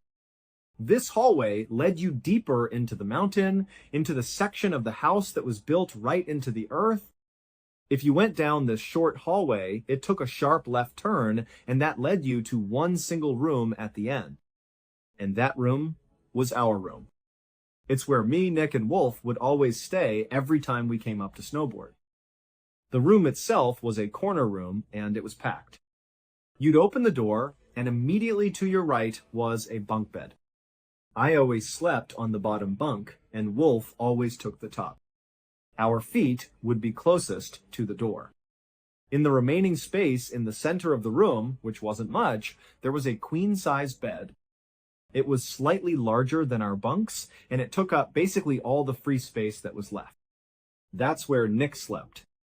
The room was so full of these 3 beds that there wasn't much room for anything else. There was a very narrow little aisle, a small space between the queen-size bed and the bunk bed, just wide enough for a person to walk through. But that was it. This layout, the position of the beds, and that little walkway is very important. You'll see why in a minute. So, we snowboard for the first day.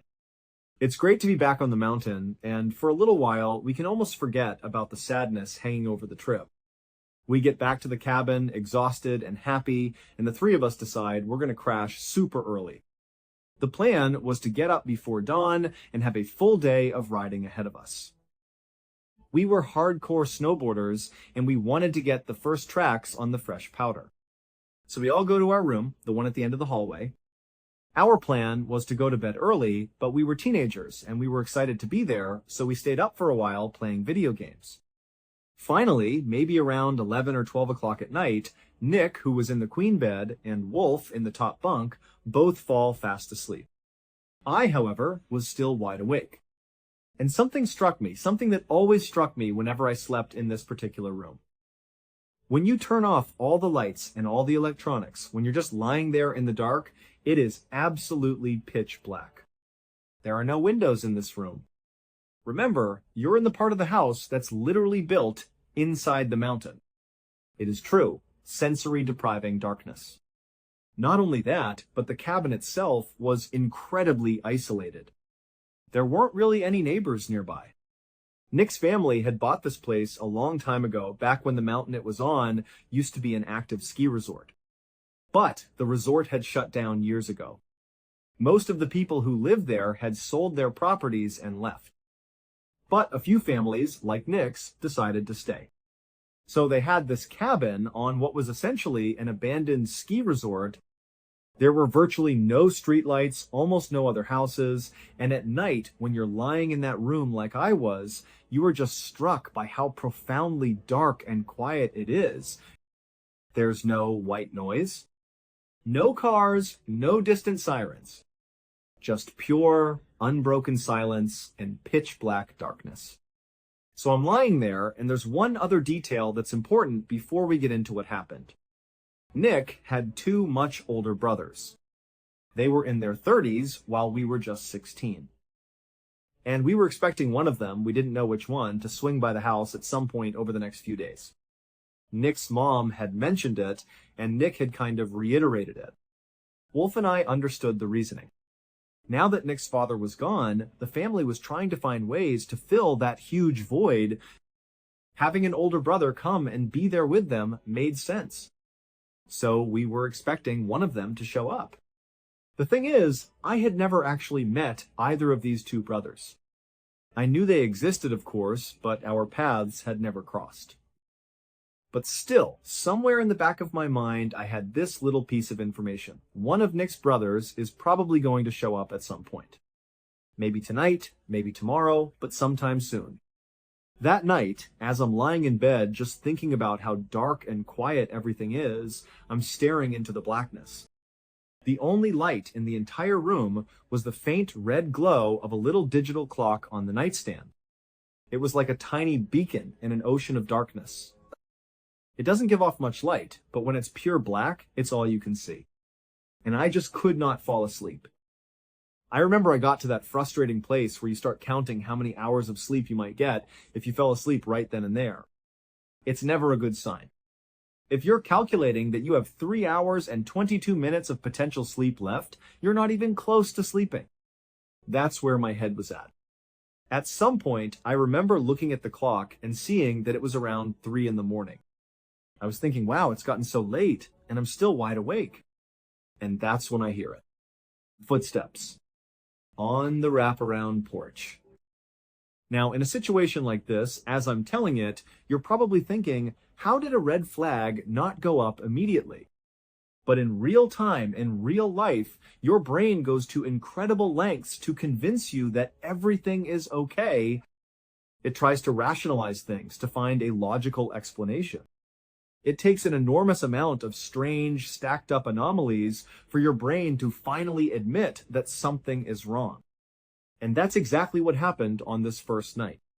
I hear footsteps on the wraparound porch, and my mind immediately jumps to a conclusion. Even though it's 3 o'clock in the morning, I just assume that it has to be one of Nick's brothers arriving. He's finally here to be part of the weekend getaway. So, honestly, I didn't think anything of it. I wasn't scared at all. I just thought, well, when he comes into the house, if he happens to come in here to check on us, I'll just pretend to be asleep. That way, I don't have to have a conversation with him. For one, it's 3 in the morning. And for two, I don't even know the guy. It would be awkward. So I'll just fake being asleep. That's my whole plan. I'm not worried, not scared, not anything. Just footsteps on the porch. Then the front door opens. And I can clearly hear the sleigh bells that are hanging on the door. I hear them chime as the door swings open. Again, no part of me is concerned. I'm still thinking, it's a little weird that he's arriving at 3 in the morning, but we knew his brothers had strange work schedules. Nick's mom had said they might show up in the middle of the night. So it was weird, but it was explainable. It was whatever. The sleigh bells ring, and then I hear a loud clang. It sounds like a metal pot, like a kitchen pot, falling off a counter and hitting the hard linoleum floor in the kitchen. I remember that sound really stood out to me. It seemed like this person was making a bit of a commotion for the middle of the night. And then I noticed something else.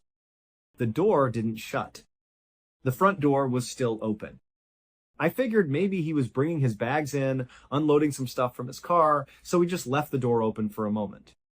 But it stayed open. As I'm lying there just thinking about this, it's starting to make me feel a little uncomfortable. So I hear the footsteps on the wraparound porch, the door opens, I hear the sleigh bells, a pot falls and hits the floor. And then the footsteps continue. The footsteps that I could hear so clearly on the wraparound porch, because the porch is on stilts, it's hovering over the ground, so the sound echoes. Well, when these footsteps moved from the porch into the house, they didn't change. They still had that same hollow, echoing quality as if they were walking on suspended wooden plank. But they were inside the house now on a concrete slab foundation. There should be no echoing sound. I shouldn't be hearing footsteps with that same resonance. But I was. The sound of the footsteps was getting closer to me, and it sounded totally natural when it was outside, but once it was inside the house, it just didn't make any sense. I'm hearing these strange footsteps, the front door is still wide open, and we're in the middle of winter in the mountains. It's freezing outside. And I'm thinking about that, but my brain is still clinging to the idea that it has to be Nick's brother. The footsteps continue through the kitchen and dining area, and then they stop about halfway through the house, right at the entrance to the hallway that leads to our room. And then the footsteps begin to walk down that hallway towards us. They come all the way down the hall, and they stop right outside our door, which is shut. I'm lying there, remember my feet are closest to the door, and it's pitch black in the room except for that little red clock. And I'm thinking, why didn't he shut the front door? Of all the weird things that have happened so far, the fact that I'm hearing these impossible footsteps moving through the house, the thing that really just made the hair on the back of my neck stand up was, why didn't they shut the front door?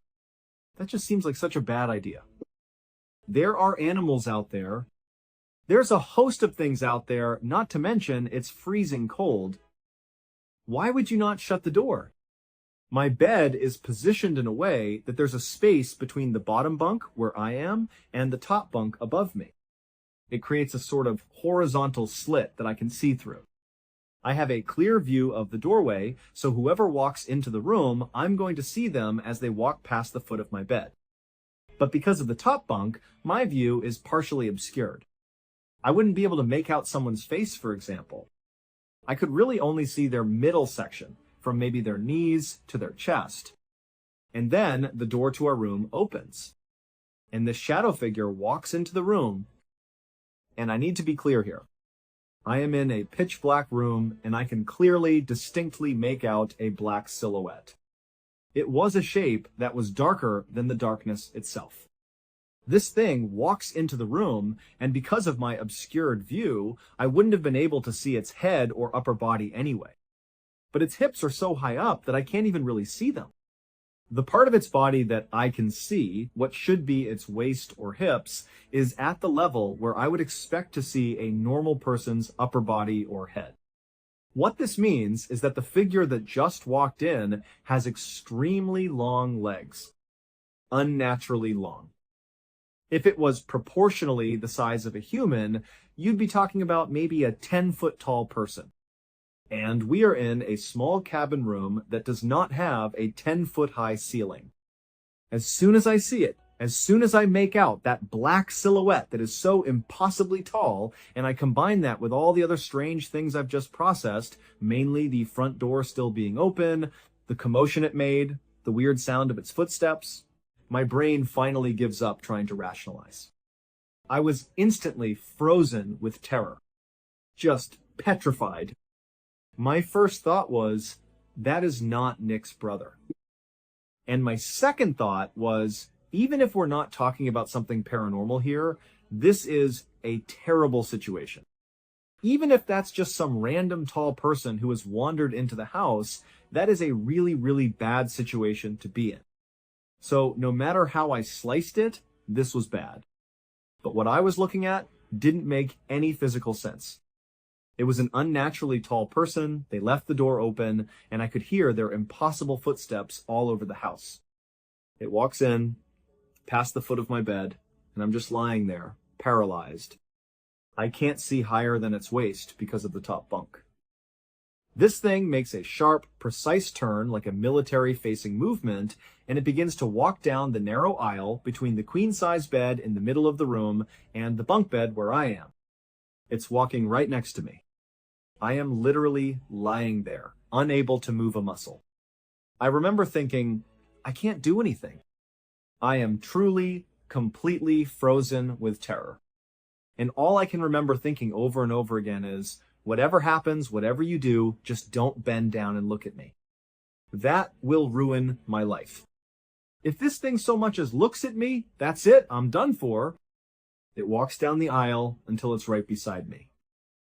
I'm holding my breath, I can't move, I'm just a statue of fear. It does another quick, sharp movement, but this time it's facing away from me. It's facing towards Nick, who's asleep in the bed in the center of the room. And then it bows. It bends at the waist, onto and then down through Nick's bed, and it disappears. Now, in the movies, as soon as the ghost disappears into the floor, the person who's hiding would make a run for it. But in real life, there's no such thing as ghosts. There's no such thing as people disappearing into the ground. So my brain couldn't process it. I'm expecting this thing to just get back up again. I couldn't understand that it had just vanished into the bed. That's not possible. So where is it? I clearly heard the door open. I heard the bells. I heard the pot. I heard the footsteps. I saw the door to our room open. I saw the thing walk in. I watched it walk down the aisle. I watched it bend over. It's in the room. Where is it? For hours, all night long, I laid there. Absolutely petrified. Expecting this thing to come back up from the floor and just look at me. That was my biggest fear. Whatever this thing was, I did not want it to look at me. I was frozen. The only thing I could move were my eyes, darting back and forth in the darkness, searching for any sign of movement. I stayed like that all night. Finally, what felt like an eternity later, I hear Nick's mom out in the living room making coffee. This was probably around 5 or 6 in the morning. And hearing that normal everyday sound was like a switch being flipped. It was the first time I felt like, okay, I'm safe now. Even if that thing is still in this room somewhere, I'm safe enough to move to get out of here because I can hear another person out there. It was a familiar sound, and I knew it was her. So I get up and I go right out there. Now, you have to understand, even though I had just gone through this horrible, unexplainable situation, I was still very aware that she had just lost her husband. The idea of approaching this subject, which would effectively turn into a conversation about ghosts, just felt incredibly inappropriate. I had never had a paranormal experience before this. I've never had one since. I'm more or less a skeptic. And here I was, about to go out and start talking about ghosts to a woman who was recently bereaved. It just felt wrong. So I was really struggling with how I wanted to communicate what had happened. I went and sat down at the dining room table. She got me a cup of coffee. We knew each other well, she's known me for years, and she definitely picked up that something was wrong with me. She didn't ask anything right away, she was just kind of sizing me up, looking at me with a puzzled expression. The only thing I could think to do was to just ask a simple, logical question. I said, "Hey, did either of your two sons, Nick's older brothers, did they stop by at any point last night?" She just looked at me and said, "No." And I'm just sitting there like, okay. I must have had a reaction that was obvious to her because she then just said, "I heard my husband here last night too." And that just made everything 1,000 times worse. Because on the one hand, you have a situation where she is confirming that something real happened, which is terrifying because part of me was desperately hoping it was just a bad dream. But on the other hand, she's now saying it was her husband. So my mind immediately jumped to another conclusion. I intuitively assumed that she had somehow picked up on my stress, figured out that I was spooked about something that probably wasn't real, and because she's grieving, she's created a story in her own mind where her husband is now in the house looking over us. I really believed that she didn't actually hear anything, that she just somehow understood that I'd had this weird feeling, and she turned it into, "Oh, my husband's in the house." I just couldn't ask any more questions at that point. I felt like I had set her up for this awkward, painful exchange. I felt really bad that this was the discussion we were having. I also thought, if what she's saying is true, I don't want to have this conversation. I was just dumbfounded about what to do. And this was just night one. There were 2 more nights of this to go. And it gets worse. Eventually, Nick and Wolf come out of the bedroom and join us in the dining room. In the same way I felt reserved about talking to Nick's mom, I had the same feelings about talking to Nick. It was his father we were potentially talking about, and it just felt inappropriate. But Wolf, he's not a family member, he's just my buddy. So I kind of pulled him aside and tried to tell him what was going on as best as I could, but I kept it very generic. I was like, I could have sworn I heard someone in the house last night. And he was like, "Yeah, you were probably dreaming." That's what that is. And I was like, "No, I know I wasn't dreaming, but I can't make sense of it." I said, "Can you just do me a favor?" At this point, Nick actually overheard our conversation, and I kind of quickly changed the subject. I was like, "Yeah, I just thought I heard something last night. It's just me freaking myself out." I said, "Can you guys just do me a favor tonight? When we get back from snowboarding, can I fall asleep ahead of you? That way, I'll already be asleep, you guys can come in and fall asleep after me, and then I'll just sleep through the night." And they were like, "All right, yeah, weirdo, whatever." My big plan was that I was just going to go to bed really, really early. I hadn't slept at all the night before, so I was thinking, I'll be so tired, I'll fall asleep right away. So we go out, we snowboard for the day. My mind is off of what happened. Frankly, I'm starting to convince myself that it had to have been something like sleep paralysis. Even though I'd never had that before, I was Googling it. People said it feels like a really intense, real dream. I was just thinking, there has to be a logical explanation. This is too weird. It has to be something explainable. Turns out, it wasn't. We get back from snowboarding that evening, and I am immediately going to bed. It was maybe 6 o'clock. I told them I was exhausted and went straight to the room. I get in bed, and all I can think about is what happened the night before. And I can't fall asleep. Eventually, Nick and Wolf come into the room. They're trying their best to be quiet and stay awake so that I can fall asleep, but it's getting later and later, and I just can't do it. Now I'm back to that same place, calculating, okay, if I fall asleep now, I can get 6 hours of sleep. They finally just said, "Hey man, we're tired, we're going to bed." And they both fall asleep. And I'm awake. Again. And I was so upset with myself. You idiot. You screwed yourself. Why didn't you just fall asleep? I remember the only thing I did that, looking back on it, really shows how real this was to me, is I put a knife, just a kitchen knife from the drawer, in the metal springs of the bunk bed above me. I was on the bottom bunk, so I just tucked it into the frame right under the top bunk within easy reach. And I'm lying in bed, constantly looking over at the red numbers of the digital clock, and it was probably around 3 a.m. again. It was late enough that it was like, okay, this is about the time that it happened last night, and my heart just sank when I heard those footsteps on the wraparound porch again. They sounded exactly the same as they did the night before. I was thinking, that has to be one of Nick's brothers. It has to be. But then the door opens. I hear the sleigh bells. I hear the frickin' pot fall on the ground. It was like deja vu. The exact same sequence of events was happening again. These footsteps start walking through the house. And again, referencing how movies would portray this, the character, who's me in the movie, would be thinking, okay, I'm going to get this knife, I'm going to position myself over here because I know what's going to happen, and I'm going to protect myself. But in real life, my thought was, this thing is going to be in my room again. It happened last night, it's apparently happening again right now. Please, for the love of God, don't bow into me the way it bowed into the floor the night before. Don't look at me. It will ruin my life. If some entity just engages with me, just looks at me, that will ruin my life. This thing walks down the hall. I hear those echoing footsteps coming down the hallway towards our room. And just for a second, forget the paranormal aspect.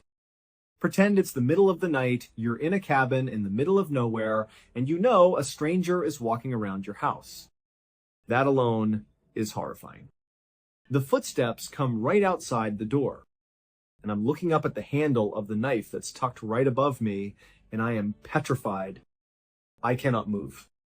I'm drenched in sweat just from the few seconds it's taking this thing to get from the front door to my bedroom door, because I know what's happening. It's happening again. I'm not crazy. It's just happening again. What is this? And I'm so scared. I can't reach for the knife. I'm so worried about making any tiny noise that would alert this thing that I'm here and that I'm awake. I can only move my eyes. I remember even thinking that I shouldn't move my eyes too quickly because it might hear that. This was a primal level of fear. The door opens. It walks into the room. It goes right past the foot of my bed. And again, I am just petrified.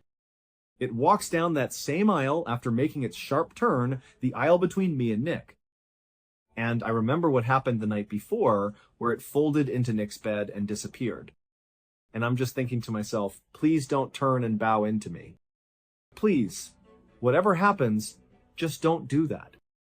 So it turns away from me, towards Nick, and it does the exact same thing it did the night before. It folds onto Nick's bed and disappears into the ground.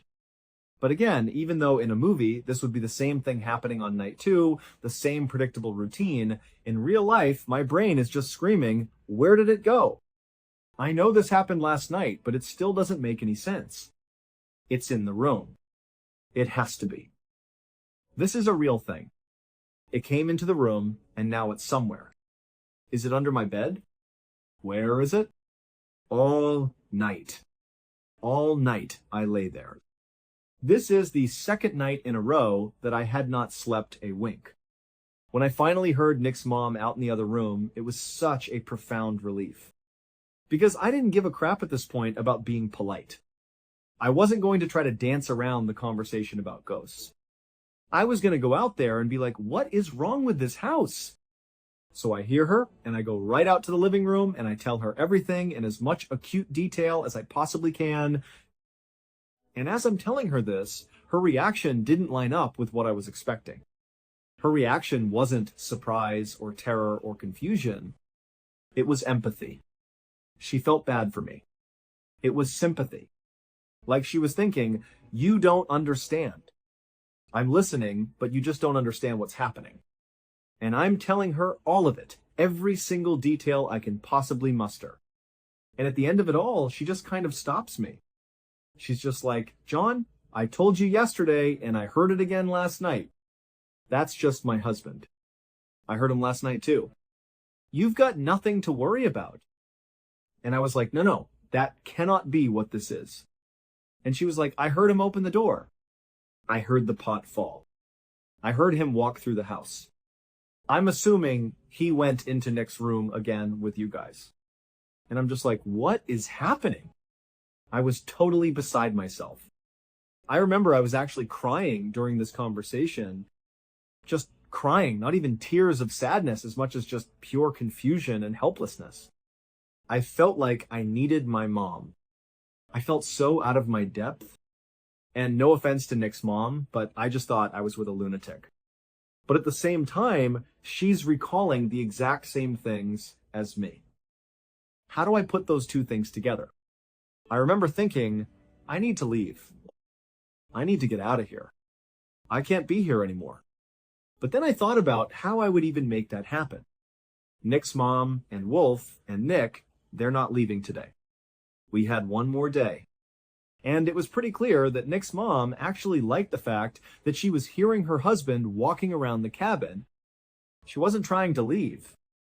There was one more night that we were supposed to be here.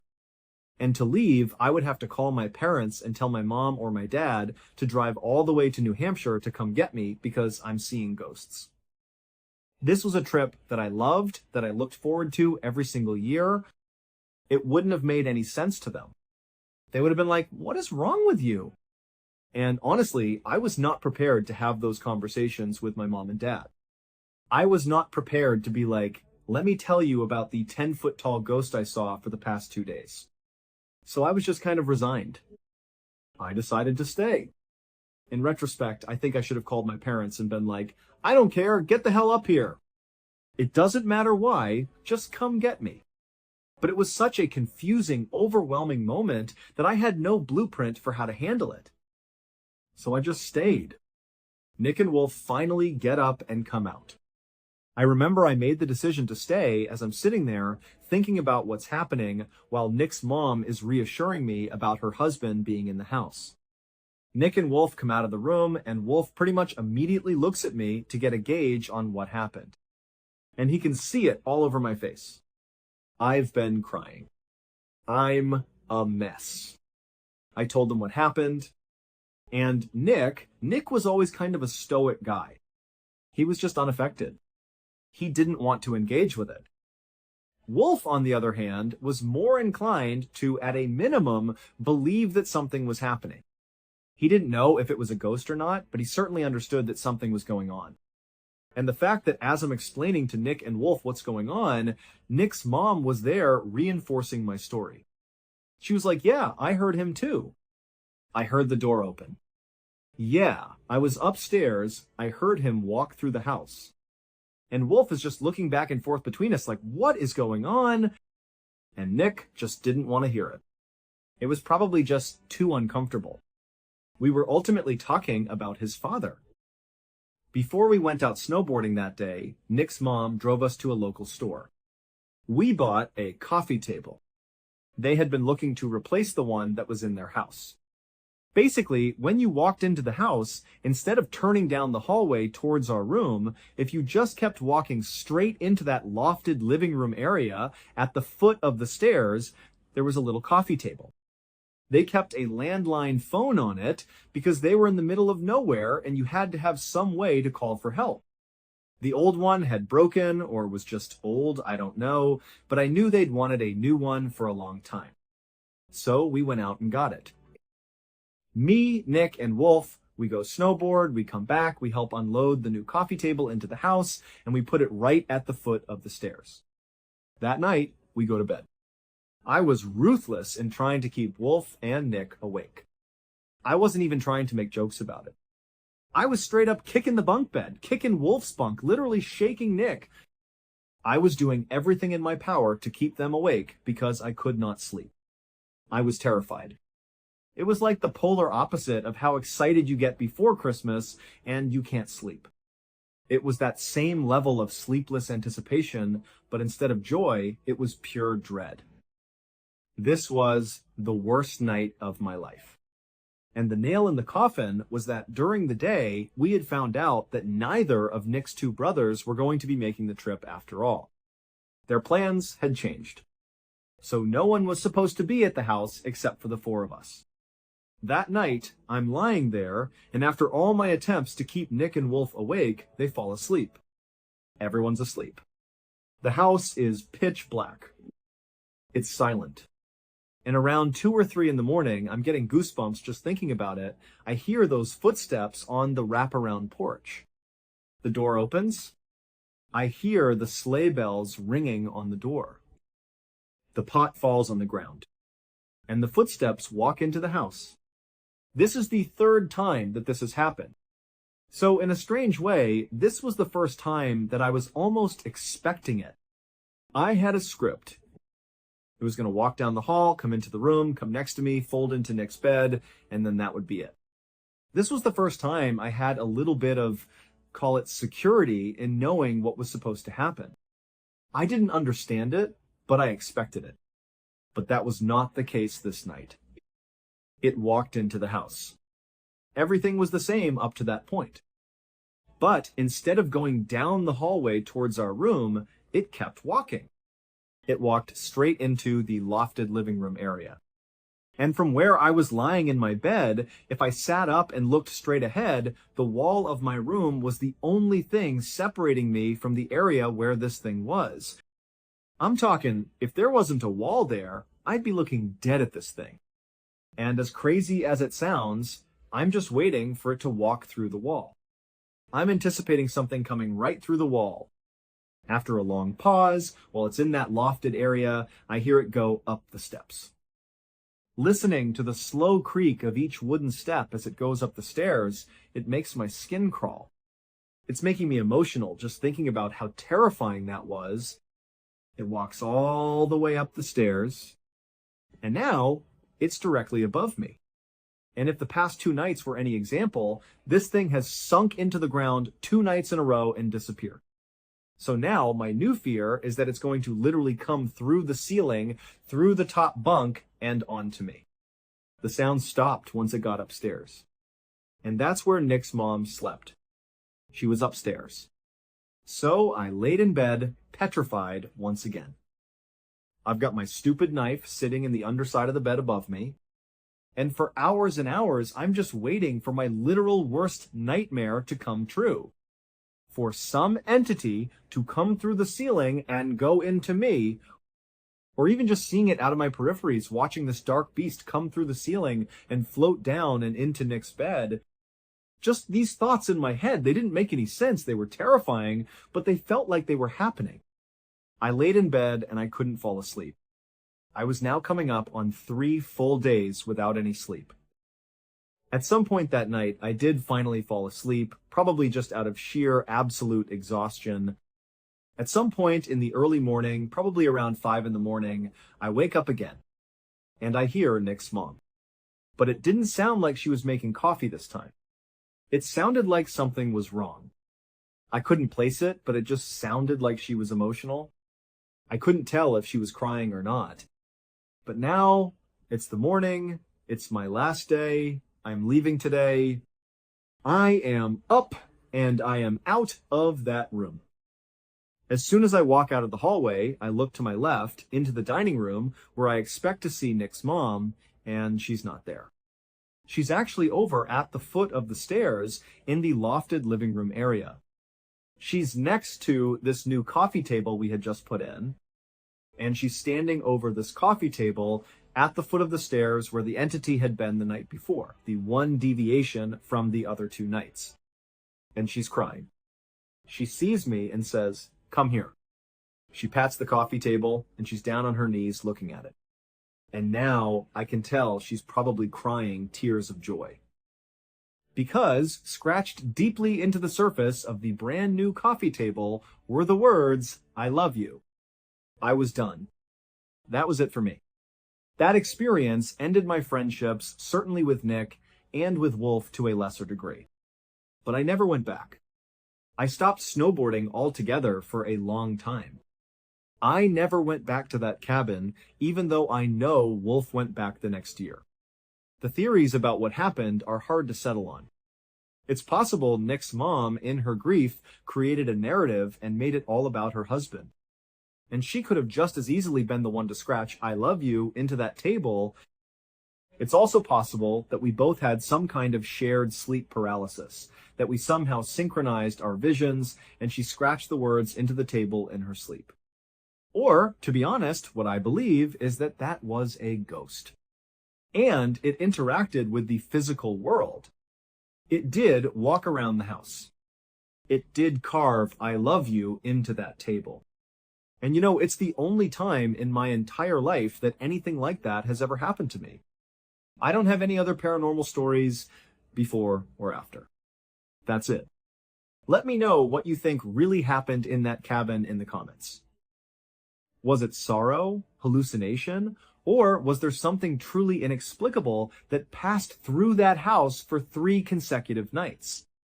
And if you want more concerning mysterious encounters and unexplainable true stories, subscribe and turn on notifications to wait for the next video. See you next time. On the far northern tip of Maine, right where the state touches the Canadian border, there's a small rural town called Van Buren. It's the kind of place where everybody knows everybody. The population hovers around 2,000 people, and most of them have lived in Maine their entire lives.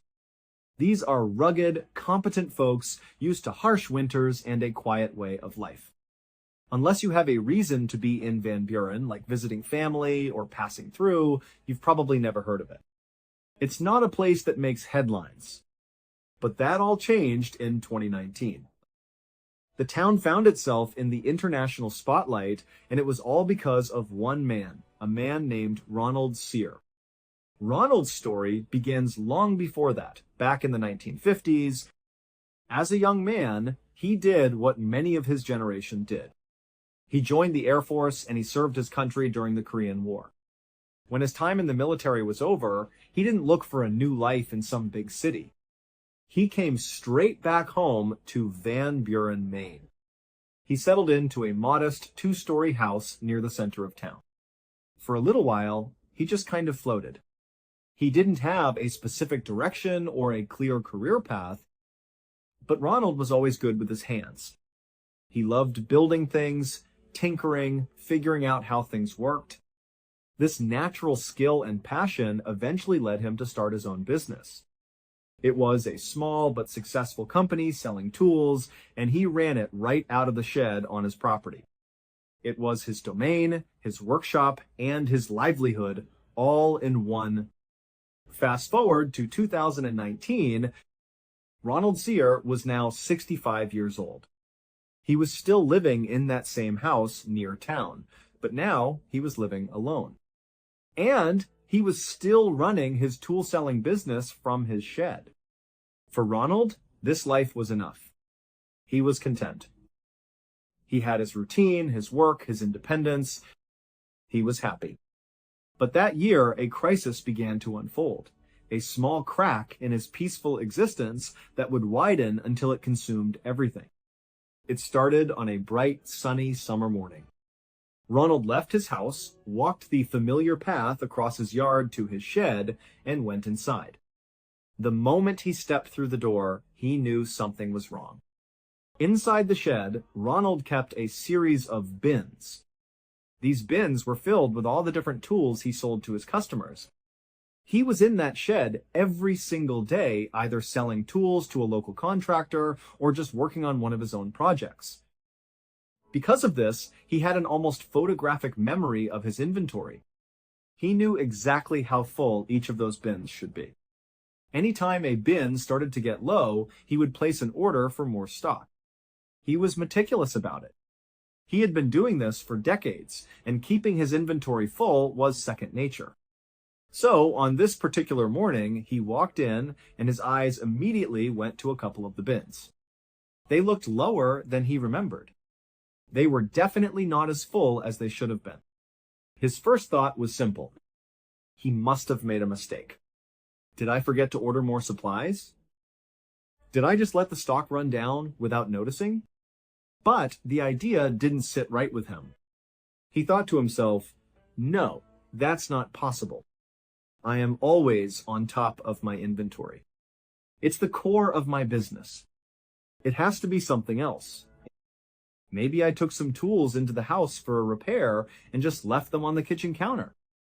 Or maybe they're in the back of my truck. He was sure there was a perfectly logical explanation. So Ronald left the shed and began to search his property. He checked his house from top to bottom. He went through his truck, looking under the seats, in the glove compartment. But the missing tools were nowhere to be found. Now a little more concerned, he started making phone calls. He called his family members. He called the few close friends he had. He asked each of them the same question. Did you happen to come by and borrow some tools from the shed? Do you know anything about this? But every single person he spoke to gave him the same answer. No, Ronald, I have no idea what you're talking about.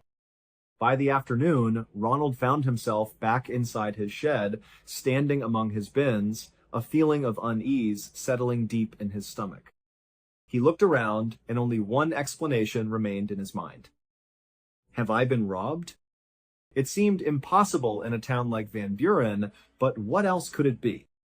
He drove down to the local police station and explained what had happened. He told the officers about his business, his meticulous inventory, and the tools that had vanished without a trace. But the police reaction was not what he had hoped for. They were polite but dismissive. They basically suggested that he, a man who had run this business for decades, had simply miscounted.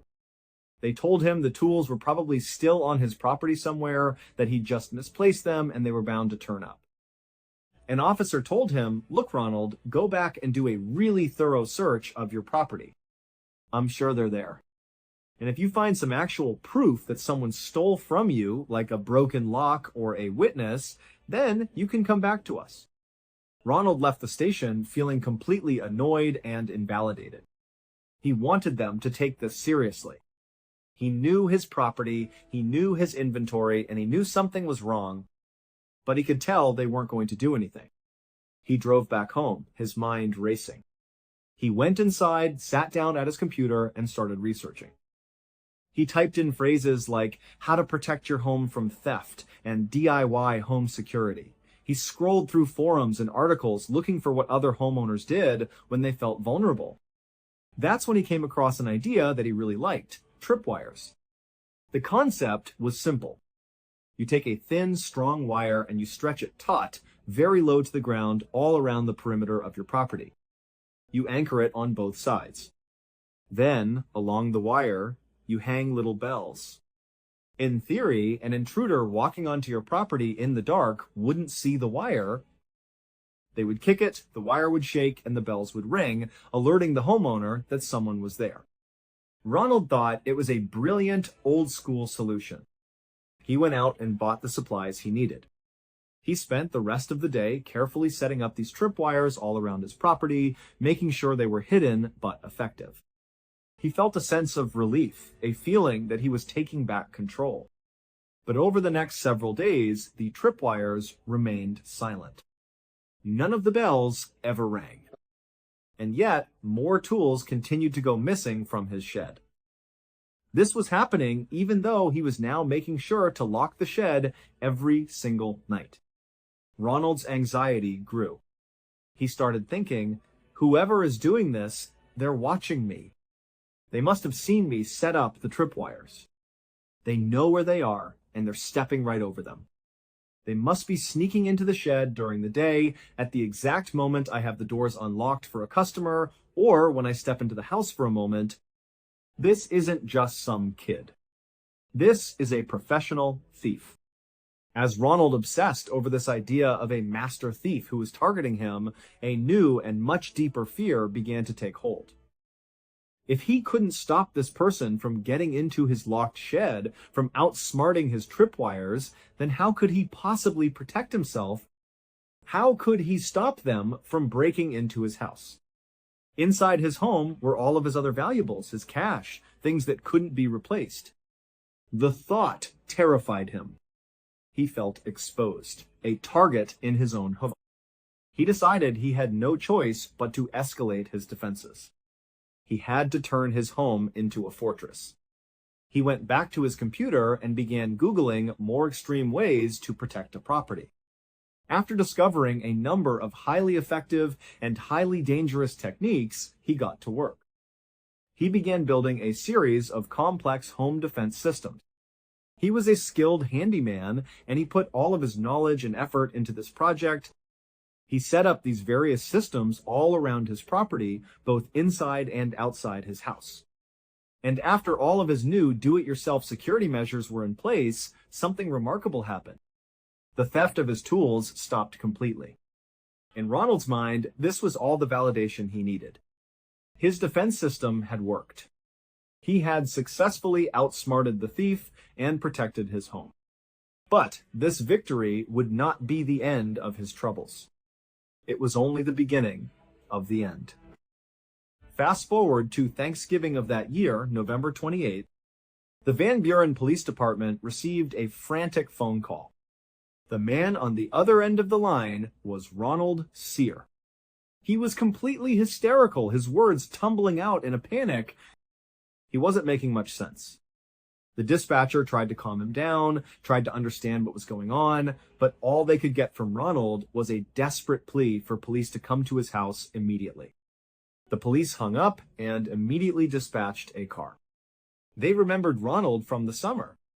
They knew he had been dealing with a potential thief. Their immediate thought was that maybe he had finally caught the person red-handed. Maybe there was a confrontation, a fight, happening at his house right now. The police raced over to Ronald's house, their sirens silent so as not to spook a potential suspect. They pulled into his driveway, and at first glance, everything looked normal. Ronald's truck was parked where it always was. There were no obvious signs of a struggle or a disturbance. But then they noticed something unsettling. The front door to Ronald's house was wide open. The officers parked their cars, got out, and ran up onto the front porch. They stood in front of the open doorway and looked down. On the floor, there was a very obvious trail of blood. It started right there at the entrance and led straight back down a hallway, which then looped around to the left and disappeared from sight. Right away, the officers started yelling into the house. "Ronald? Ronald, are you okay? What's going on?" From deep inside the house, they heard a sound. It was a guttural, pained noise, and it sounded like it came from Ronald. This immediately confirmed their fears. Ronald had been hurt, and he was likely the one who had left the blood trail. The police drew their weapons and cautiously entered the house. They had no idea what they were walking into. They didn't know if an intruder was still inside, armed, and waiting for them. They moved slowly down the hall, their eyes scanning every corner, following the grim trail of blood. They rounded the corner where the hallway turned, and at the end of the trail, they found him. Ronald was sitting on the floor in his kitchen, his back slumped against some cabinets. He was clutching his midsection with both hands. He was covered in blood, and his face was completely pale. The officers immediately called for backup and for an ambulance. Then, as a security measure, one officer stayed with Ronald, while the other quickly cleared the rest of the first floor, making sure there was no one else in the house. The first floor was empty. They went upstairs, peeking into the rooms. The second floor was empty too. They rushed back down to Ronald, who was still just sitting there, barely conscious. They began administering first aid, trying to apply pressure to his wound. They tried to get him to explain what had happened, to tell them who did this to him. But Ronald was clearly in shock. He was in a daze, his eyes unfocused. He wasn't making any sense. Just a couple of minutes later, paramedics arrived.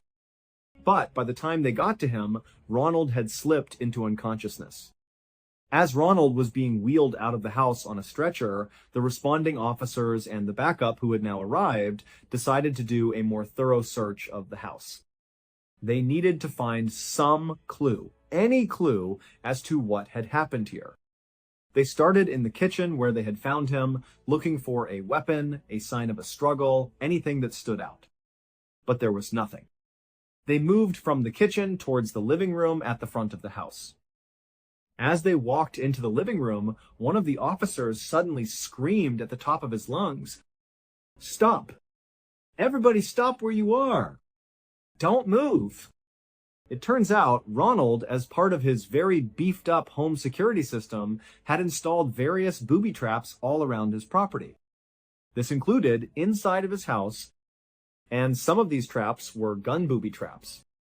The officer who had yelled for everyone to stop had just spotted one of them. He was looking up and saw a handgun anchored securely to the ceiling, aimed directly at the front door. A thin string was attached to the gun's trigger. That same string was then stretched across the room and attached to the doorknob of the front door. The mechanism was horribly simple. If this trap was active and a person opened the front door from the outside, the movement of the door would pull the string, which would pull the trigger, causing the gun to shoot whoever was standing in the doorway. It was a deadly, homemade security device. Clearly, Ronald had accidentally left this particular booby trap armed.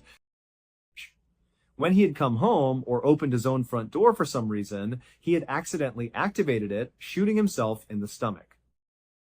After the officer pointed out the gun on the ceiling, everyone else started looking up. They began scanning the doorways and ceilings, and with a growing sense of horror, they realized there were other traps. In other doorways, just from where they were standing, they could see the barrels of more guns pointing down, clearly part of similar booby traps. In their haste to get inside and find Ronald, they had run right past them, completely oblivious to the danger they were in. It was a miracle that none of the other traps had been set off. Ronald was rushed to the hospital that night, but his wound was too severe. He passed away from his injury. His death was officially ruled an accident. And to this day, no one knows for sure if he really was dealing with a professional thief who was systematically stealing his tools, or if the thief was just a figment of his imagination, a product of loneliness and fear that drove him to turn his own home into a death trap. Mary Cerruti had a difficult childhood. Growing up in the 1950s and early 1960s in Houston, Texas, her family was always struggling. They barely had enough money to get by, and life was a constant challenge. Then, by the time Mary turned 21, a double tragedy struck. Both of her parents passed away, leaving her completely alone in the world with nothing to her name. After their deaths, Mary's life felt unanchored.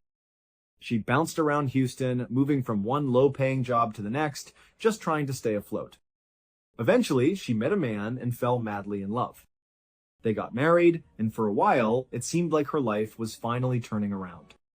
But unfortunately, that marriage ended in divorce, leaving her heartbroken.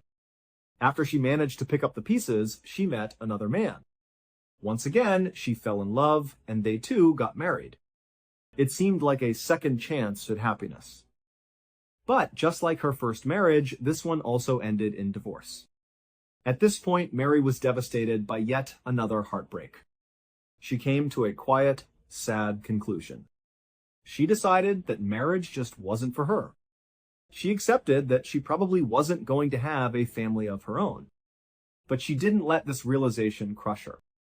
Instead, she did something remarkable. She embraced her life as a loner. She found a new kind of contentment in her own company. Fast forward to the year 2015. Mary was now 61 years old, and she was still living alone. She lived in a small home in a Houston neighborhood that was rapidly changing. Over the past several decades, the area had begun to grow and gentrify. New modern apartment complexes were being built all the time, swallowing up the older, smaller houses. In fact, one of the apartment developers had approached Mary directly. They offered to buy her house so they could tear it down and build over her land. But Mary refused. It didn't matter how much money they offered her. She loved her little house, and she had no intention of selling it.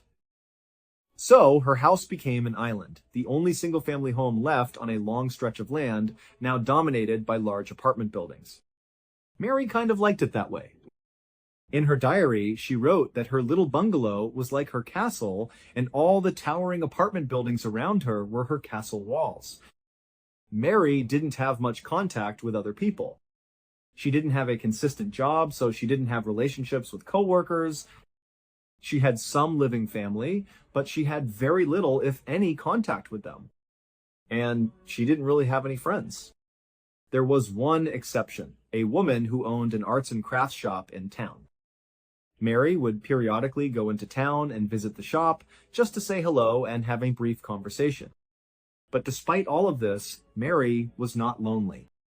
She had lots and lots of cats. She absolutely loved cats. Anytime she saw a stray cat wandering through her neighborhood, Mary would put out food and water for it. She would patiently try to coax the cat to come closer, to come into her house, and when it finally did, she would work to win the cat's trust.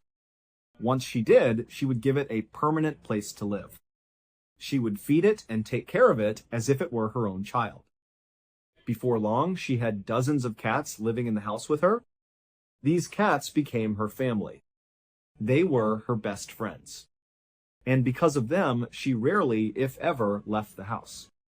She mostly just stayed inside with them in her own little world, content and surrounded by the creatures she loved. In February of that year, one of Mary's neighbors happened to be walking by her property. They glanced over at her house and saw a stack of mail had piled up on her front porch. It was a clear sign that Mary hadn't opened her front door to get her mail in several days. The neighbor also noticed that while Mary's yard did tend to get a little overgrown from time to time, it now looked exceptionally wild. The grass was high, the trees were untrimmed. It looked like no one was even trying to take care of it. A feeling of concern washed over the neighbor. Maybe something had happened to Mary. So, the neighbor opened the gate to her fence, walked across the unkempt yard, and went up onto the porch. They knocked firmly on the front door, but there was only silence from inside. The neighbor leaned over and tried to peer through the window that was just to the left of the door, hoping to see something, anything. But there was a curtain drawn across the window, blocking the view. The neighbor tried knocking on the door one more time, louder this time, but again, they were met with total silence. After standing there for another minute, unsure what to do, the neighbor left the front porch and walked around to the side of the house. They thought maybe they could look in one of the side windows, but when they got there, those windows were covered with curtains too. The neighbor walked back to the front of the property and just stood there on the sidewalk, looking at the quiet, still house. They couldn't shake the feeling that something was off. Something was wrong. Someone needed to make sure Mary was really okay. Someone needed to get inside that house. So, the neighbor pulled out their phone and called the Houston police, explaining the situation and their concerns. A few minutes later, a police car arrived. The officers walked right up onto Mary's porch, just as the neighbor had done. They knocked on her door. Silence. After that, the police talked to another neighbor who surprisingly had a spare key that Mary had given them a long time ago for emergencies. The police took the key and went back to Mary's front door. They put the key in the lock, turned it, and the door clicked open. The moment they pushed the door open, they were hit with a horrible, overwhelming smell coming from inside the house. The police pushed the door the rest of the way open and cautiously stepped inside. They yelled out Mary's name, but it was silent. Then, before the police even began to walk around and look for her, they looked off to their left and to their right, and they saw a truly tragic sight. There were dead cats all over the ground, in every room they could see from the doorway. The Houston police had seen situations like this before. They knew the likely scenario. Someone who lives alone, with no one regularly checking on them, passes away unexpectedly. And when they die, all of their pets are trapped inside the house. With no one to feed them or give them water, they eventually pass away too. So at this point, the police were fully expecting to find Mary's body somewhere in the house. They began to walk through the home, room by room, searching for her. But after searching the entire house from top to bottom, checking every closet, every corner, they could not find Mary anywhere. Confused, the police left Mary's house. By now, a small crowd of neighbors had gathered outside, drawn by the police cars. The officers spoke to a couple of the neighbors and asked them what they knew. Did she say anything about going somewhere? Did you see her leave at any point? The consensus among everyone they spoke to was the same. Mary kept to herself. She didn't travel. She never went anywhere. She just stayed in her house with her cats. It was very unlikely that she would have just abandoned her home, and especially abandoned her cats, because she loved them so much. The police were now completely baffled. She had to be in the house somewhere. So they called for a few more officers to come to the property. The whole group went back inside Mary's house and conducted a second, much more thorough search. They really looked for Mary this time, thinking that maybe she had collapsed in a closet and her body was hidden behind some clothes, or that she was somehow concealed somewhere in the house. They really tore the place apart, looking for her. But again, there was just nothing. She was gone. After they finally stopped the search without finding Mary, the police managed to track down and contact some of Mary's extended family. They asked them the same question. Did Mary say anything about taking a trip? Is there any reason she would just abandon her property? But her family all said the same thing. We don't really talk to Mary. We don't know where she went. We have absolutely no idea. For a little while, the Houston police continued to search for Mary in and around the city, but they found no leads, no trace of her at all. Eventually, the search wound down, and her case went cold. They reached out to Mary's family one last time and told them, if you hear anything at all about what happened to Mary, please let us know. Several months later, with no one making the mortgage payments, Mary's house went into foreclosure. The bank put the house up for auction, and a real estate entrepreneur in Houston bought it quickly. He had the house cleaned out, made some minor repairs, and then put it on the market to be rented out. For the next couple of years, several different tenants lived in Mary's old house. None of them ever stayed for very long. Then, in March of 2017, the property was vacant again. A young couple reached out to the landlord. They said they were looking to rent and were hoping to potentially stay in this property for 2 or 3 years. The landlord was thrilled to have long-term tenants. He sent over a lease, they signed it, and the property was theirs. Once the couple had officially rented the house, the husband decided to go over on his own. He wanted to walk around the property and get a sense of the space to see what they would need to buy in terms of furniture. So, the husband arrived at the property. He went in the front door, walked around the first floor, and then at some point he decided he wanted to go up into the attic to see how much storage space they had. He found the trapdoor in the ceiling of a hallway. He grabbed the string that was hanging down and he pulled it, revealing a folded-up ladder. He flipped down the lower piece of the ladder, set it on the ground, and then began to climb up. Once his head was in the attic, he stayed on the ladder for a moment, just scanning the space. He saw that there really wasn't much up there. There were a couple of old metal cages that looked like they might have been for pets, but mostly it was just dirty and dark. It was clear that no one had really come up here in a long time. He assumed that the other tenants just hadn't used it for storage. The husband was about to go back down the ladder when he noticed something odd. Off to the right side of the attic, kind of far away from the ladder, right where the roof began to pitch down towards the floor, he saw that one of the floorboards was popped up. It didn't look right. He stared at it, looking around at the rest of the attic floor. All the other floorboards were perfectly flat and uniform, but that one was really jacked up, sticking out at an angle. He was curious. So he climbed the rest of the way up into the attic, stooped down to avoid the low ceiling, and walked over to this loose floorboard. When he was standing over it, he could see that the board had come loose from a hole in the floor that it was supposed to be covering. The hole itself was completely dark. He pulled out his phone, turned on the flashlight, and aimed the beam of light straight down into the hole.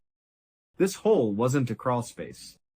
It was basically just a gap, a void between two of the interior walls on the first floor. And as he shined his light down into that dark, narrow gap, he saw them. At the bottom were the skeletal remains of the woman the Houston police had been looking for the past 2 years, Mary Cerruti. While no one can know for sure exactly what happened to her, it's believed that back in early 2015, around the time she went missing, she had gone up into her attic.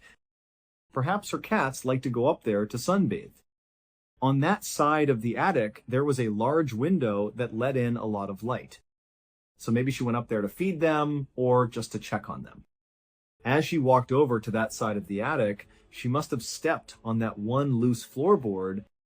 It gave out from under her weight, and she fell through it like a trapdoor. She would have fallen down into that narrow gap between the walls. It's unlikely she was seriously hurt from the fall itself. But when she stood back up again in that tight, dark space, she would have realized very quickly the horror of her situation. There was nowhere for her to go. She couldn't go left or right, and she couldn't get back up into the attic. The opening was too far above her for her to reach. And there was no way for her to use the walls to climb back up because the space she was in was so narrow she could barely even move. She also didn't have a cell phone on her, so she couldn't call for help. And even if she screamed, no one would have heard her. She was behind several layers of walls and insulation.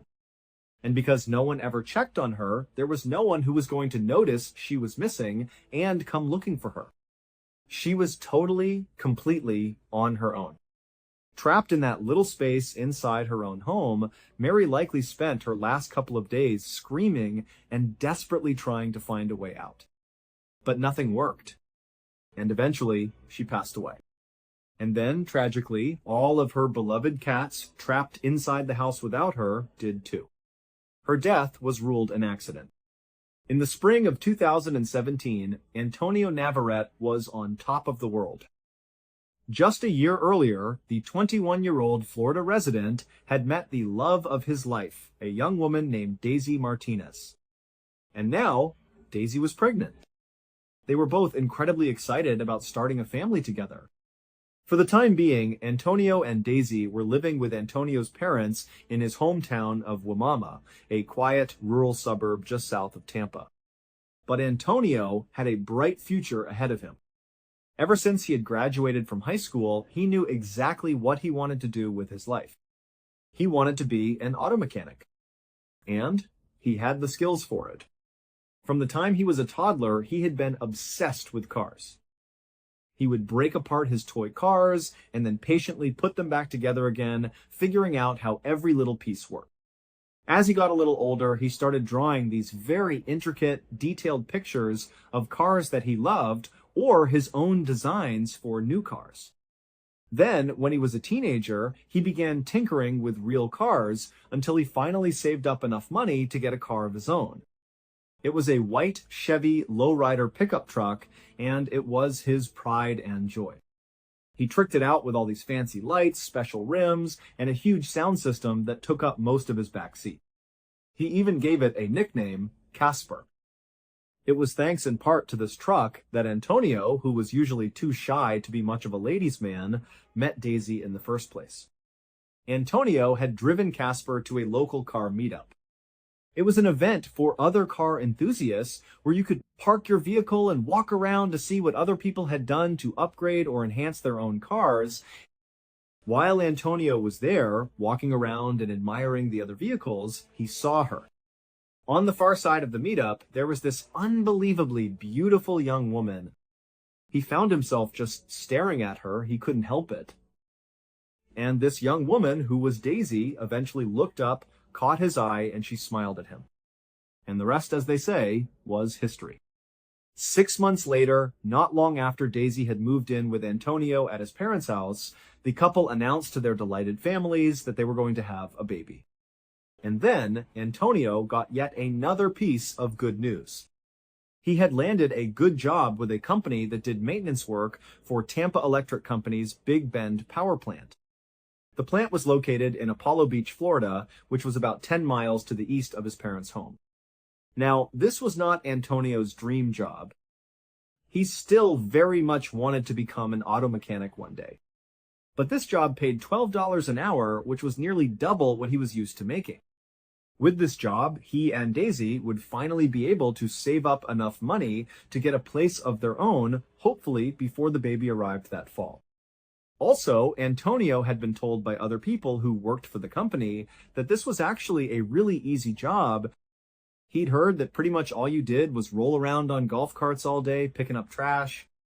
It sounded perfect. A few weeks later, on June 24th, Antonio found himself driving in his truck, Casper, to the Big Bend power plant for his first day on the job. As he drove, he would have glanced over at the picture of Daisy he had taped to his dashboard. She was the only woman he had ever loved besides his mother. When Antonio arrived at the Big Bend power plant, he was totally amazed at just how enormous the place was. It was basically a huge factory that sat right up against the water. There were 4 huge smokestacks coming out of the ceiling of the factory with thick white smoke billowing out of them. This plant produced electricity by burning coal. This process was done in 4 distinct units inside the factory. Each of these units was comprised of a humongous boiler, which is basically a 12-story tall oven. Here's how it worked. Coal is loaded into this huge boiler and it burns at the bottom. This creates steam. That steam travels up the boiler and begins to turn these huge turbines, and that's what creates the electricity. The steam then just continues up the boiler and out its respective smokestack into the air. In newer, more modern power plants, the airborne ash, which is a natural byproduct of burning coal, is captured inside of the boiler. But at Big Bend, 3 of their 4 units were built back in the 1970s. They were older models, and they did not have a system to capture the airborne ash inside the boilers. Instead, the ash would get heated up so much that it would melt and turn into a substance called slag. Slag is basically molten lava, the same kind of stuff that comes out of volcanoes. As this slag built up inside the boiler, it was designed to drain through a man-sized hole at the very bottom of the boiler. Right below that hole was a 30-foot tall water tank called a cooling tank. This red-hot slag would basically dump down into that water, which would cool it off instantly, turning it into these kind of glassy, hard rocks. These rocks would then settle at the bottom of the 30-foot cooling tank. At the very bottom of the tank was a grinding mechanism. This grinder would pull these hardened, cooled-off little boulders of slag into it, crush them up, and then spit them out on the other side as little tiny bits of slag chips. These chips would then get sold for use in everything from sandpaper to roofing shingles. So, after Antonio had spent several minutes just admiring this gargantuan building he would be working in, he gathered up his things, hopped out of his truck, and headed toward the front doors. That day, and the next couple of days, were very uneventful for him. He basically just sat in a break room and watched videos about safety procedures and training. When he wasn't doing that, he was out trying to navigate his way around the inside of this huge factory, which was like a giant maze. He found out very quickly that it was a very hazardous place to work. There were huge trucks moving around inside of it, it was super loud, and there was just heavy machinery operating constantly all around you. But after several days of just walking around and asking people what things were, Antonio felt like he had a pretty good handle on the layout of the plant and also on what his job would actually entail. On Thursday, June 29th, just 4 days into his new job, Antonio woke up in his parents' house in a really good mood. The next day, Friday, Daisy was going in for an ultrasound.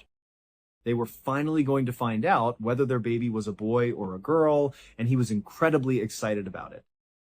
So Antonio came downstairs, grabbed a quick bite to eat, and then he kissed Daisy on the cheek. He headed outside, got into his truck, and began the commute to work. A few hours later, Antonio's mother was in the grocery store. She pulled her phone out of her purse, and she noticed she had a missed call from Antonio. He had left a voicemail. So she played the voicemail and put the phone to her ear. And what she heard was quite possibly the most traumatic thing a mother could ever hear from their child. After leaving the house that morning, Antonio drove all the way to work without any issues. He parked in the lot, he went inside the building, and initially the day was just like any other day. He just kind of drove around the facility in a golf cart and picked up trash. That was it. But just a couple of hours into his shift, two fairly significant issues arose at the exact same time, both of them inside of Unit 2. In the boiler, the molten slag that was building up had somehow created a sort of plug over that man-sized hole where the slag was supposed to dump down into the water chamber. So, as more and more slag was being created as the ash melted, it wasn't draining into the chamber. All of this molten slag was just building up on top of itself inside the boiler. At the same time, down in the water chamber, in a completely unconnected issue, the slag that had previously fallen into the water, cooled and settled at the bottom, had landed in such a way that it had actually blocked the grinding mechanism. So, none of the cooled slag boulders and rocks were being ground up and expelled out the other side. They needed to fix these two issues quickly, otherwise Unit 2 would become basically ineffective and would have to be shut down. Now, the safe way to fix these two blockages would be to start by turning off Unit 2's boiler completely. Then, once it was off and had time to cool, you could drop dynamite into the boiler itself to break up the blockage over the man-sized hole. And you could send a team of workers into the water chamber after you drained it to manually chip away and move the blockage over the grinding mechanism.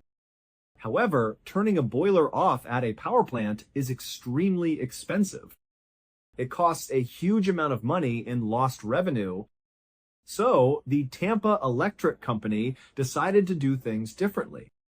They decided to just have their workers fix these blockages without turning the boiler off. At 4 in the afternoon, a senior plant manager rounded up 5 other employees, which included Antonio, to come with him and do these repairs inside of Unit 2. The plan was this. They would empty all the water from the cooling chamber of Unit 2. Then, once it was empty, they would open something called the doghouse door, which is a small access door on the outside of the cooling chamber towards the bottom. They would open that door up, giving them a direct line of sight into the bottom of this cooling chamber, right where the grinding mechanism was, where all those cooled slag rocks had piled up. They would then fire high-pressure water cannons into the bottom of this cooling chamber to try and dislodge these slag rocks off of the grinding mechanism. After they cleared that blockage, they would shut the doghouse door and then figure out how to deal with the blockage inside the boiler above. But that felt like a secondary issue. They needed to make sure the grinding mechanism was cleared before they did anything else. Now, you need to understand that this company had asked its employees to do this type of repair before, to do it with the boiler still on. And in the past, nothing bad had ever happened. So these 6 guys, including Antonio, must have thought this was just a totally routine procedure. They probably thought they would never be asked to do something like this if it was extremely hazardous. But it would turn out that what they were doing, making these repairs with the boiler still on, was quite possibly the most hazardous thing they could possibly do at that plant. Either way, the 6-man team made their way over to Unit 2. They began taking up positions with their water cannons right in front of the doghouse door. Antonio's job for this operation was actually not to be involved in getting the slag free. He was just there to clean up any mess during and after the operation. So he stood kind of in front of the doghouse door, but maybe 10 or 15 feet back from it, just standing and watching the other guys do their jobs. You need to understand the scale of the machinery in front of Antonio and these other men. You have the water chamber, which is 30 feet tall, and directly above the water chamber is the 12-story tall boiler that is still on.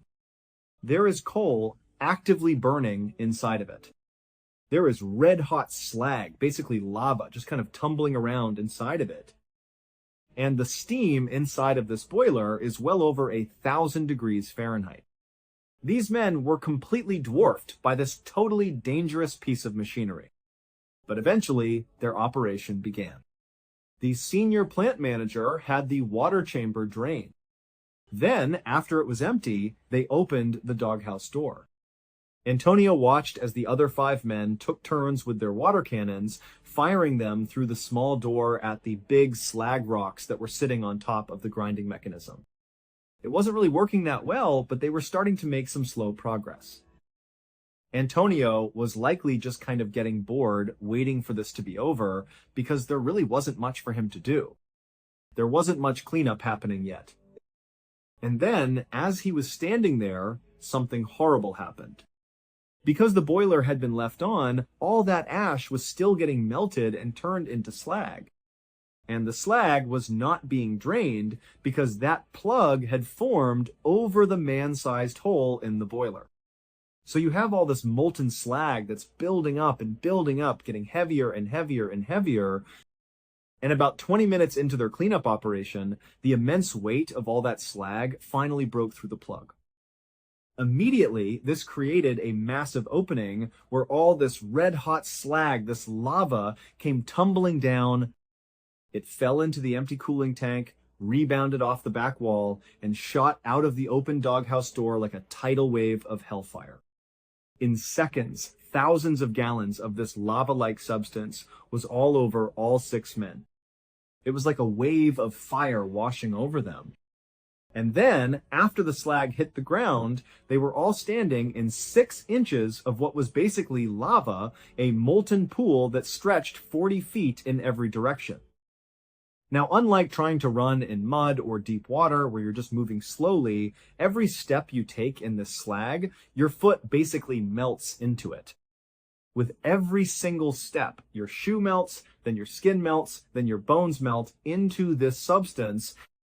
So all of these men, after immediately being hit with this stuff and literally catching on fire, likely tried to start running. But it was like their bodies were being slowly consumed by this slag feet first. Antonio tried to run, just like the rest of them, but he couldn't go anywhere. He fell onto the slag, he was laying on his side, and as he was literally melting and burning to death, he reached into his pants pocket with his free hand. He pulled his phone out, and he called his mother. She didn't pick up, and so he left her a voicemail. And all he said was, "Mom, I'm burning. Please call the cops. Please, Mom." And in the background of this voicemail, all you can hear is the horrible hissing sound of the steam and slag pouring out of the boiler. In total, 5 of the 6 men that were a part of this repair operation would be killed from this tidal wave of slag. Antonio would be one of them. Tampa Electric would end up paying out a settlement to each of the families of the deceased. Thank you so much for watching. Let me know what you thought of today's episode in the comments. And remember, we have a whole playlist of true crime episodes ready for you to binge right now. Until next time, see ya. On the 18th of July 2019, a 28-year-old man named Andrew Harper carefully wrote a short note inside of a card. He folded it neatly, slid it into its envelope, and then handed it to a close friend who was standing nearby. With the envelope in hand and clear instructions from Andrew, the friend left the room and started walking down the long hallway. They were inside a place called the Ardington House, this beautiful historic mansion built way back in the 1700s. It sits on about 30 acres of gardens and parkland about an hour west of London, deep in the English countryside. Andrew's friend walked the length of the mansion, found the room he was looking for, and gave a gentle knock on the door. After being welcomed inside, he walked straight over to a 28-year-old woman named Lissy Beckett and handed her the envelope. Lissy and Andrew had grown up in the same small town of Wallingford. It was a quiet, rural place about 10 miles away from where they were now at the Ardington House. They had met each other when they were just 15 years old, and from that moment on, they had been completely inseparable. It was one of those rare cases of true love at first sight. And now, 13 years later, after all that time, they were finally getting married. So, Lissy took the envelope from the friend. She instantly recognized Andrew's handwriting on the outside, and a smile spread across her face. She carefully opened the letter and read the simple message inside. It just said, "Life is slippery. Here, take my hand." Now, on the surface, this little note just seemed like a sweet, romantic gesture from a man to his fiancée on their wedding day. But in reality, those 7 words perfectly captured who Andrew Harper really was. He was a protector. For as long as Lissy could remember, Andrew had always been deeply concerned with her safety, and really the safety of anyone and everyone around him. He just had this innate need to make sure that people were taken care of. As Andrew grew older, he also grew bigger. He ended up being a massive 6 foot 5 inch tall man, and this physical presence only amplified his natural instinct to protect others. He was known for being incredibly charming, friendly, and easy to talk to, but everyone who knew him also knew that in an instant he could flip a switch. He could use his big frame to step in and defend anybody who needed it, no questions asked. It was just who he was. So it came as no surprise to Lissy, or anyone else for that matter, when Andrew decided at the age of 19 to become a special constable. A special constable is basically a volunteer police officer. He joined the Thames Valley Police Department, which was the same department that looked after his and Lissy's hometown of Wallingford and all the surrounding areas. He was so good at it, so dedicated, that just 1 year later, the department hired him on full-time as a regular police constable. He was now a full-fledged police officer. Over the next several years, Andrew's work ethic and his genuine passion for the job made him one of the most well-respected and well-liked officers on the entire force. He wasn't just doing a job, he was living out his calling. In fact, just a few weeks before he sent that wedding day letter to Lissy, he had earned a major promotion. He was assigned to the Roads Policing Unit within the Thames Valley Police. This was a big deal. It meant a whole host of new responsibilities, but more importantly, it meant that Andrew would now be one of the first officers to respond to any emergency call that came in. He was on the front lines. Of course, this meant his job just became significantly more dangerous. He would be heading into unknown, high-stakes situations on a daily basis. But for Andrew, that didn't matter. The risk was secondary. To him, the most important thing in the world was protecting people who were in trouble. This promotion just gave him a bigger, better opportunity to do exactly that. So back at the Ardington house, Lissy read the note again. "Life is slippery. Here, take my hand." She set it down on the table, a huge grin on her face, and finished getting ready. A little while later that afternoon, she and Andrew walked down the aisle. In front of all their family and their closest friends, they said, "I do."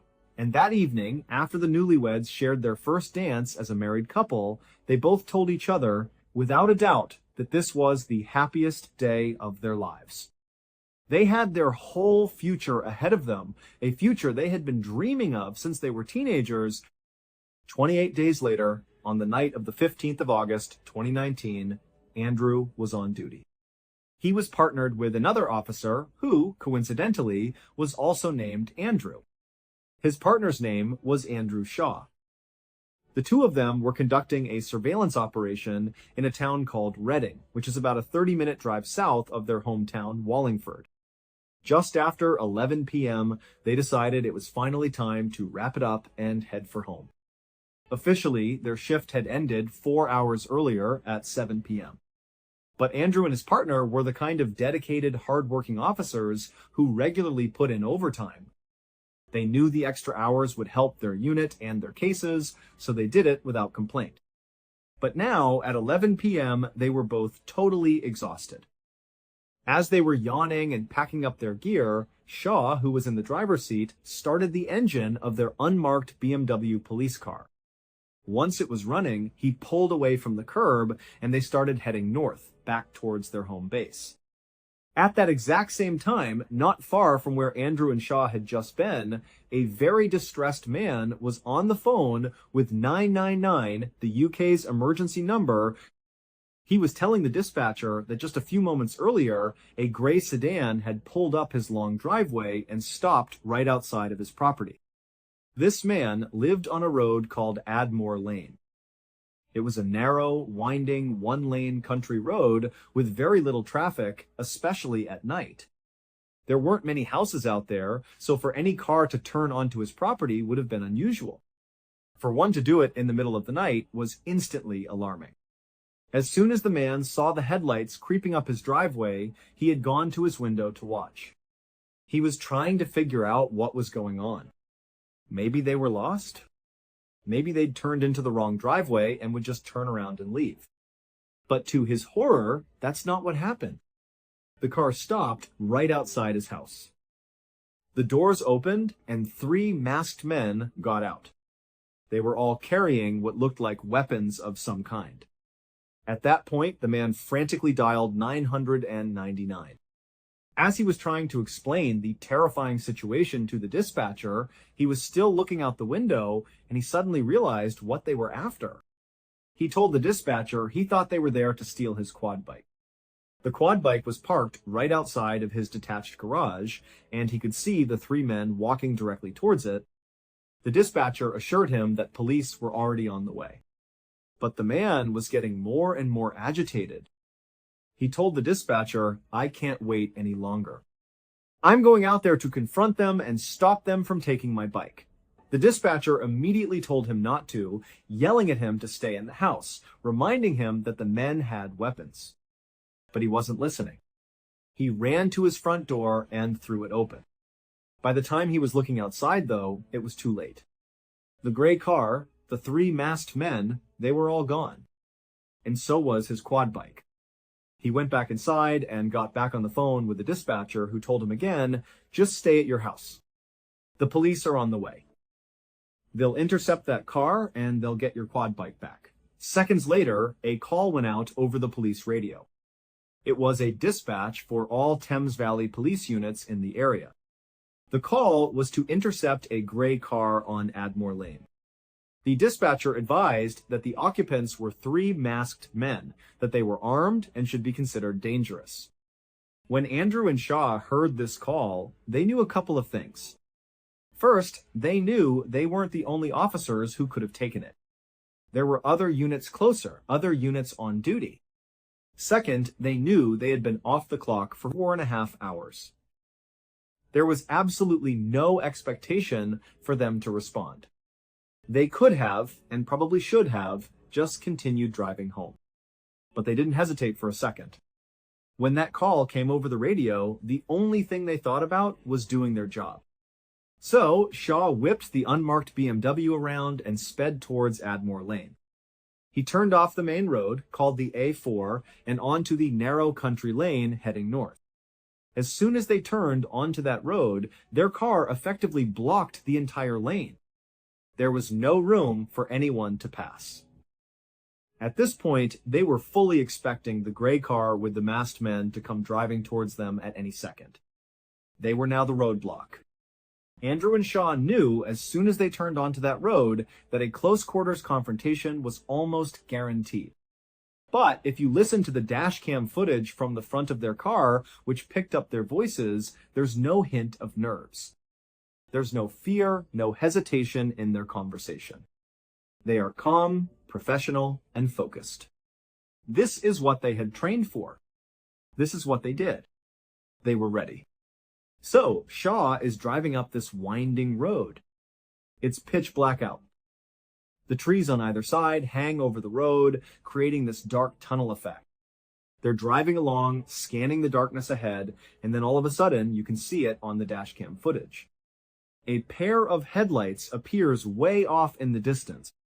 And then, in a flash, that car comes bombing down the road right at them. Both cars slam on their brakes, and you can hear the loud screeching of tires on the pavement in the dashcam audio. The car in front of them comes to a full stop. Shaw stops too, but then he inches the BMW forward just a little bit more before stopping completely. Now the two cars are facing each other, maybe only 10 or 15 feet apart. It's important to remember that Shaw and Andrew's car was unmarked, and they had intentionally kept their blue police lights off as they drove up Admore Lane. They didn't want the suspects to see the flashing lights from a distance and have time to turn around and escape. So now, here they are, face to face in the dark. Andrew and Shaw are looking at the vehicle. They can see that it's a gray sedan, which matches the description of the car they're looking for. And behind the gray sedan, they can see what looks like a quad bike being towed. This is it. This is the car. There's no doubt in their minds. Shaw immediately flips on the blue emergency lights. Andrew, who's in the passenger seat, throws his door open and starts yelling at the occupants of the other car, ordering them to stay where they are. But the men in the gray car don't listen. They know they've been caught. There's a police car blocking their only way out. Their reaction is pure panic. Suddenly, one of the masked men in the back seat of the gray car leaps out of his door. He runs around to the back of their car and unhooks the quad bike. At the same time, the driver of the gray car, without even waiting for the third man to get back inside, just floors it. He tries to drive forward, going on to the left side of Shaw and Andrew's car, basically trying to squeeze past them even though there's nowhere to go but a deep ditch on the side of the road. But these guys are desperate. They're willing to do anything to get away. So the gray car lurches down into this ditch. It happens so fast that Andrew and Shaw can't do anything to stop it. At the same time, the third masked man, realizing he's about to be left behind, starts running around the right side of the police car, trying to circle around it the other way. And then, amazingly, just as this third man makes it around to the back of the police car, the gray car somehow manages to claw its way out of the ditch and get back onto the paved road. It starts speeding away from Shaw and Andrew. As it's driving away, the third man is just running down the road on foot, chasing after his own getaway car. Andrew sees this as an opportunity. He might be able to grab this third suspect who's out on foot, so he jumps out of the police car, turns, and starts sprinting down the road after them. Shaw is stuck. The road is too narrow for him to do a U-turn and drive after them. The only thing he can do is put the car in reverse, look over his shoulder, and start driving backwards down the road, trying to keep up. As Shaw is reversing, he can see the whole scene playing out through his rear window. He sees Andrew chasing the third masked man, who is in turn chasing the gray car. He's watching all of this unfold, and then something totally strange, something that seems to defy logic, happens. The third masked man suddenly leaps, as if he's trying to jump into the open window of the moving car. At the exact same moment, Andrew, who has closed the distance, kind of lunges forward to try and grab the man. And then, just as suddenly as it all happened, both men just vanish. They're gone. And the gray car just keeps driving and disappears into the darkness. Shaw is watching this, and he has no idea what he's just witnessed. He's thinking, where did Andrew go? Where did the third guy go? What just happened? But he's still in reverse, he can't stop, so he just keeps driving backwards, his eyes scanning the empty road behind him. Finally, he reaches a spot in the road that's just wide enough for him to turn the car around.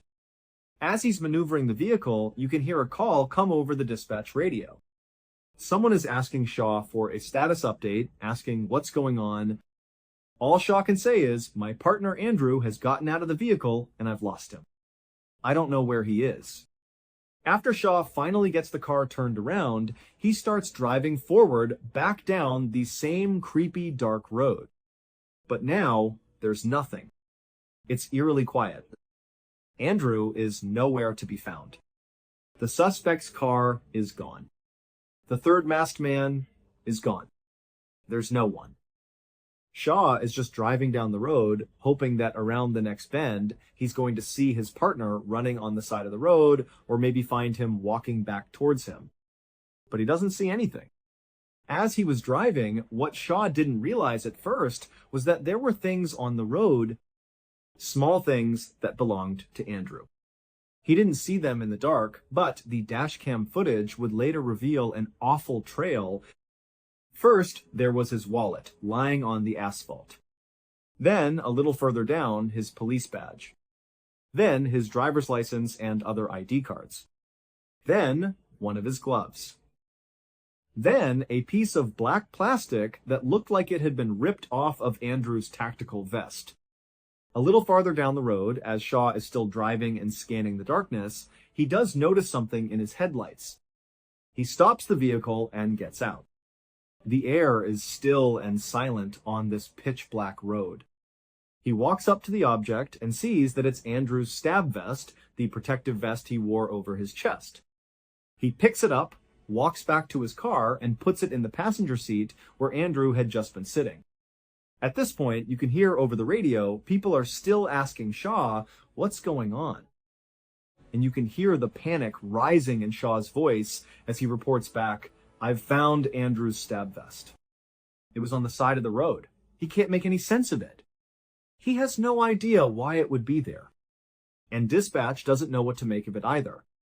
So Shaw just gets back in the car and continues driving down that dark road, his mind racing, trying to figure out what was happening. Meanwhile, less than a mile away, at the end of Admore Lane, where it connects back with the main road, the A4, two other Thames Valley police cars had arrived. They had gone to that intersection specifically to cut off the gray car as it fled.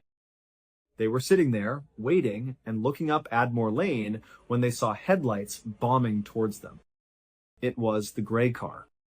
It came speeding out onto the A4, made a hard, screeching turn, and took off. One of the two police cars immediately took off in pursuit, chasing the gray car down the A4. But the other police car stayed right where it was. Because, unbelievably, they had just spotted Andrew. It turns out, when Shaw had first put the BMW in reverse and was watching the scene through his back window, what he saw was real. The third masked man had jumped towards the moving car, and he had successfully gotten inside. As for Andrew, the reason he suddenly vanished is truly horrific. The three masked men were 18-year-old Henry Long and two 17-year-olds, Albert Bowers and Jesse Cole. All three of them had extensive criminal records, even at their young age. They proudly called themselves career thieves, which basically just meant they spent their days and nights stealing from other people. That night, they had gone out with the specific intention of stealing that man's quad bike. It's not clear how they knew he had one, but they definitely came prepared. They knew they would have to get onto his property and tow the bike away very quickly before the homeowner had a chance to react. To do this, they had attached a long, very thick rope to the back of their gray car. It was basically a big loop of rope, almost like a lasso. When they pulled onto the man's property, they had backed their car up to the quad bike, looped that strap of rope over its handlebars, and then all three of them piled back into the car and sped off, dragging the bike behind them. But when they came face to face with Andrew and Shaw on Admore Lane, they panicked. The third man, Jesse Cole, was the one who hopped out of the car. He ran around to the back and unhooked the loop of rope from the quad bike, ditching it on the side of the road. This would make it easier for the gray car to make its getaway. Once the rope was free, the driver, Henry Long, took off without waiting for Jesse. So Jesse ran around the police car, caught up to the side of their now moving car, and leaped through the window. As soon as he was inside and Henry knew his friends were all back in the car, Henry hit the gas and accelerated hard.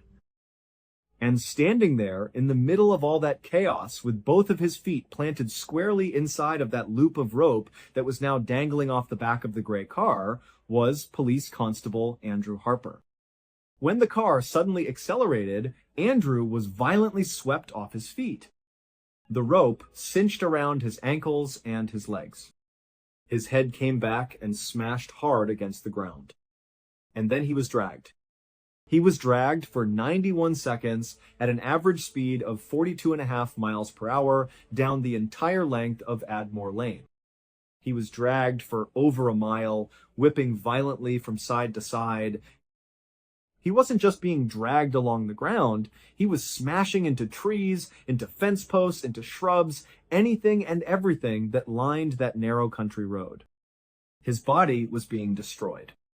It was only after they had dragged him for that entire mile that they finally reached the end of the road. When they pulled off Admore Lane and made that hard turn onto the A4, the centrifugal force of the turn swung Andrew's body around one last time.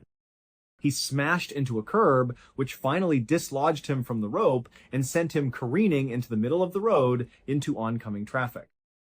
At that exact moment, one of the two police cars that had been waiting there took off after the gray car in pursuit. But the officers in the other car, they saw Andrew. They saw him as he was thrown from the back of the speeding car and launched onto the A4. Initially, they actually thought the suspects were dragging a dead deer behind them. That's what it looked like from a distance, just a bloody, mangled carcass dangling behind the car. But when they ran up to see what it was, they realized with absolute horror that it was their colleague. It was Andrew.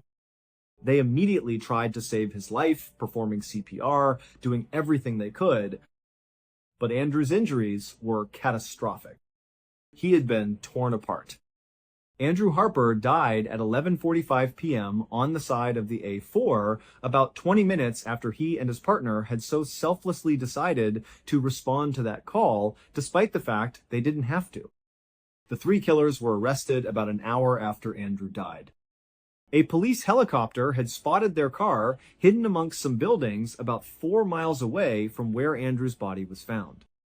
During their trial, the three teenagers claimed that they had no idea that Andrew was attached to their tow rope as they sped down Admore Lane. They insisted it was a tragic accident. But the prosecution didn't buy it. They went out and meticulously recreated the exact scene that had played out. They used the same model of car, the same kind of tow rope, and a lifelike crash test dummy that was the same size and weight as Andrew Harper, 6'5" and around 200 pounds. They strapped the dummy to the back of the car in the same way Andrew had been caught, and they drove that same 1-mile stretch of road. The experts who conducted this recreation all said the same thing.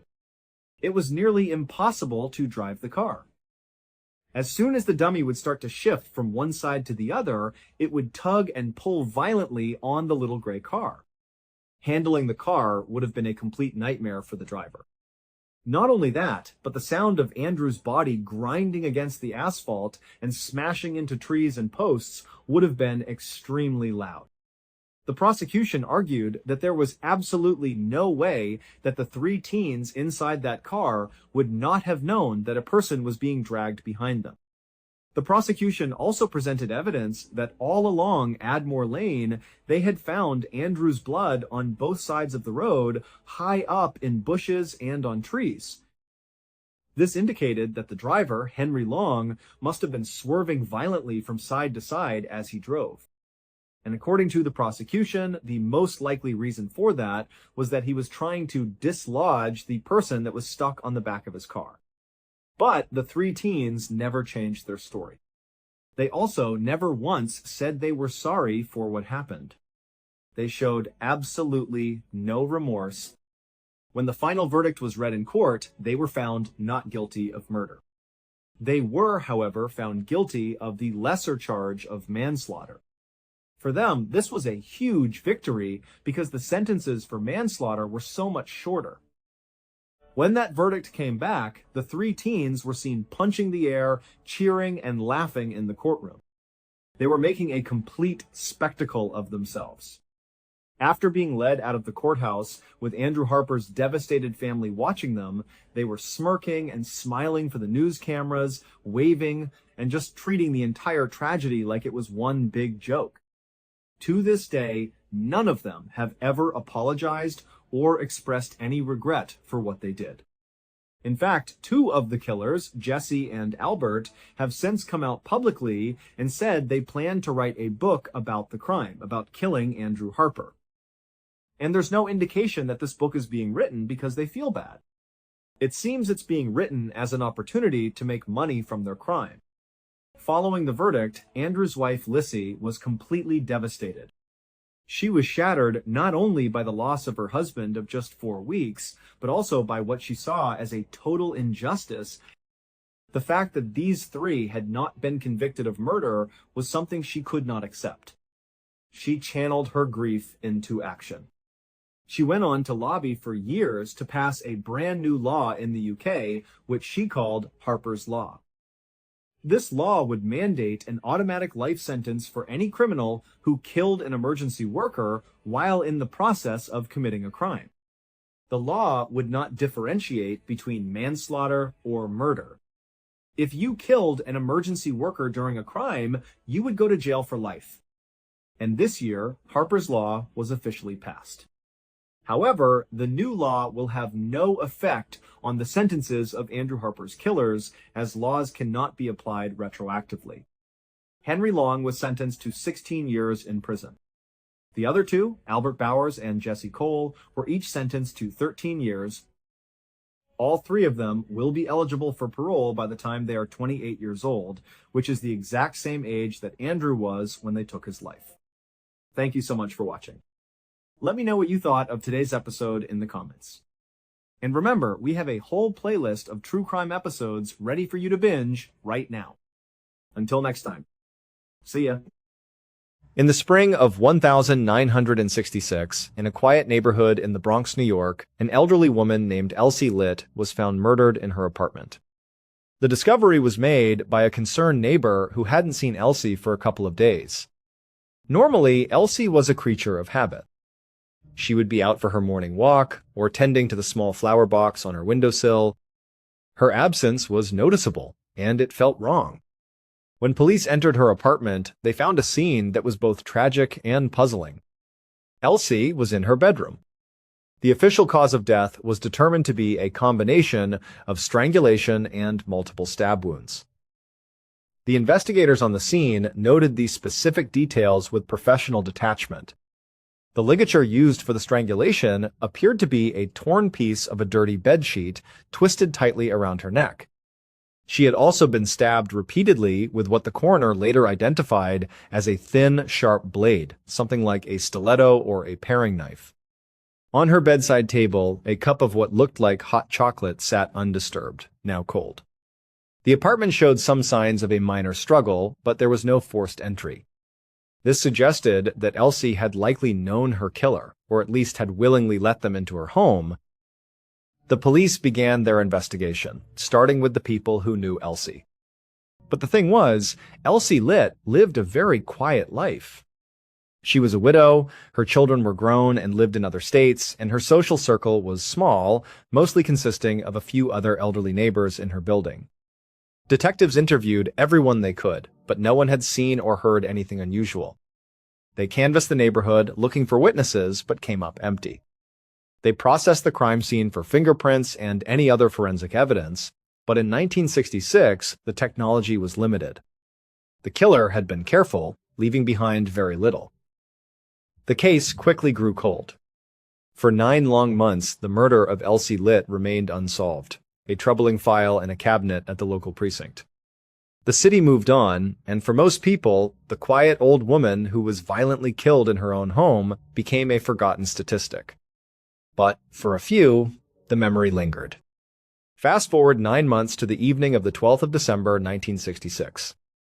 A four-year-old man named Jose Lorente stood outside an apartment door, also in the Bronx, not too far from where Elsie Litt had lived. Jose was a tailor by day, a meticulous man who worked with thread and fabric. But by night, he had a different trade. He held a large, heavy bag in his hand as he knocked on the door. After a moment, the door opened, just a tiny crack. A woman's wary eyes peered out at him. She recognized him, saw the bag he was carrying, and then opened the door just enough for him to slip inside. As soon as he was in, she quickly shut the door and slid the bolt lock into place with a heavy thud. The woman was clearly on edge. She led Jose through a small hallway and into the living room. Sitting on the couch, under the dim light of a single lamp, was her son, a 4-year-old man named Ivan Barbosa. Ivan looked terrible. He had dark circles under his eyes, his posture was slumped, and he had the haunted, vacant stare of a person who hadn't had a proper night's sleep in weeks. And according to the story his mother had told Jose over the phone, that was exactly the problem. You see, Jose Lorente's second job was far more unique than his first. He was a self-proclaimed psychic medium. He specialized in conducting spiritual cleansings for people who believed they were being haunted. People like Ivan. It was Ivan's mother who had called him, desperate for help. She said her son was being tormented by the ghost of an old woman. He couldn't eat, he couldn't sleep, and he was becoming a shell of his former self. They had heard about Jose through a friend of a friend, someone who said Jose had a gift for dealing with these kinds of things. But here's the secret. Jose did not actually believe in ghosts. Not at all. He was a firm skeptic. He knew that the elaborate rituals and cleansings he performed were not supernatural. He saw them as a form of psychological therapy. In his experience, when people believed they were being haunted, it was usually a manifestation of something much more mundane, like severe stress or grief or profound loneliness. His ceremonies, with all their candles and incense and incantations, were essentially a powerful placebo. He would act the part convincingly, and by doing so, he gave his clients the permission they needed to believe the problem was gone. And surprisingly often, it worked. They would feel better, the haunting would cease, and life would go back to normal. So, while Jose knew he was technically deceiving people, he felt the ends justified the means. He was helping people who felt they had nowhere else to turn. So on this night, Jose sat down in a chair across from Ivan and his mother. He looked at Ivan with a calm, reassuring expression and did what he always did. He asked him to tell him about the haunting. Ivan was visibly nervous, his hands trembling as he clasped them in his lap. He started to speak, his voice a low stammer at first. He explained that for months, every single night, the ghost of an old woman would appear in his room. He didn't know who she was, just that she was old and she would stand in the corner just staring at him. But recently, it had gotten worse. He said her expression was changing. Every night, she seemed to get angrier and angrier. Her silent stare had become a terrifying glare. Ivan was now so petrified that he couldn't even bring himself to go into his own bedroom at night. He was convinced this spirit meant to do him harm. He was living in a constant state of fear. Jose nodded along, listening patiently, showing deep sympathy on his face. Inwardly, he was thinking this sounded like a classic case of sleep deprivation psychosis mixed with anxiety. But he knew what mattered was that Ivan believed it was real. That was the problem he was here to fix. When Ivan finished his story, his voice trembling, Jose leaned forward slightly. He told Ivan that he understood his fear, but that he knew exactly how to help. He explained his plan. They were going to conduct a séance. The goal was to make contact with this spirit, to communicate with her, and to ask her to leave Ivan alone and find peace.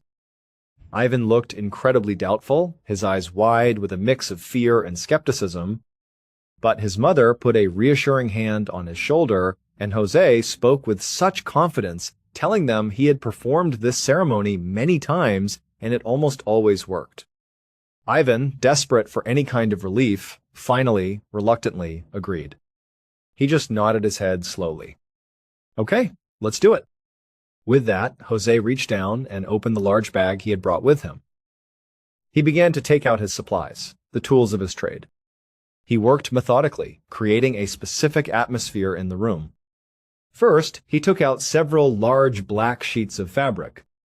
He carefully draped them over the television set and a small radio in the corner. This, he explained, was to symbolically shut out the noise and distractions of the outside world to create a sacred space. Next, he arranged a dozen small white candles in a large circle on the living room floor. In the very center of this circle was a low coffee table. On the table, he placed a very old, leather-bound Bible. Next to it, he set a small brass dish for incense. Once everything was in place, he went around the room and lit each candle one by one, filling the room with a soft, flickering glow. Then he lit the stick of incense, and a thin ribbon of sweet-smelling smoke began to curl up towards the ceiling. The room now felt completely different, hushed and solemn. As a final touch, Jose went to the windows and drew the blinds, plunging the room into near darkness, save for the dancing candlelight. He then asked Ivan and his mother to come and sit with him on the floor, inside the circle of candles near the coffee table. They did as he asked, settling onto the carpet. The three of them now sat in a small triangle, the air thick with anticipation. Jose began the ceremony. He picked up the old Bible from the table, opened it to a random page, and read a short prayer in a low, sonorous voice. It was a prayer for peace and protection. When he finished, he closed the book and placed it back on the table. Then he looked at Ivan, then at his mother, and told them to hold hands. Jose reached out and took Ivan's right hand and his mother's left, completing the circle. "Now," he said softly, "I want you both to close your eyes. Do not open them until I tell you to." They complied. The only sound in the room was the faint crackle of the candle wicks and their own breathing. And then Jose did what he always did at this point in his seances. He spoke into the silence, his voice calm and clear. "If there are any spirits in this room," he called out, "we ask you to give us a sign of your presence. We mean you no harm. We are here to listen." Now, this was the part where Jose usually had to get a little creative. Typically, he would just wait. He'd listen for any random noise in the building. The groan of pipes, the floorboards settling, a gust of wind rattling the window pane. Any small sound could be interpreted as a sign from the spirit world. It was all about presentation. And if the building was too quiet, if no natural sound occurred after a minute or so, Jose had a backup plan. He would subtly tap his own foot on the floor, just hard enough for the others to hear it. Then he would say, "Did you hear that? The spirit is making contact." It was simple but effective. So there they sat, in the dark, holding hands, eyes closed. Jose was listening, waiting for a sound he could use. A full minute passed in total silence. Nothing. He was just about to go for the foot tap trick. But then something happened. Something that had never, ever happened to him before. An intense, jolting sensation shot through his entire body, like he had been struck by a bolt of electricity. His muscles went completely rigid. He couldn't move, couldn't speak. His vision instantly went black, as if a switch had been flipped off in his brain. And then a series of bright, chaotic images began flashing through his mind. They came and went so fast it was a dizzying, confusing storm of pictures. He saw a cup of hot chocolate rattling on a small table. He saw a stained, torn piece of a bedsheet being twisted by a pair of dirty, grimy hands. He saw a single, wide-open eye staring in terror. A screaming mouth. Then a flash of red, then a glint of silver, then red again. The images cycled over and over, faster and faster, a terrifying, nonsensical loop. Suddenly, Jose felt his own mouth open. He wanted to scream for help, to tell them something was terribly wrong, but he had no control. Instead of his own voice, a sound came out that was completely alien.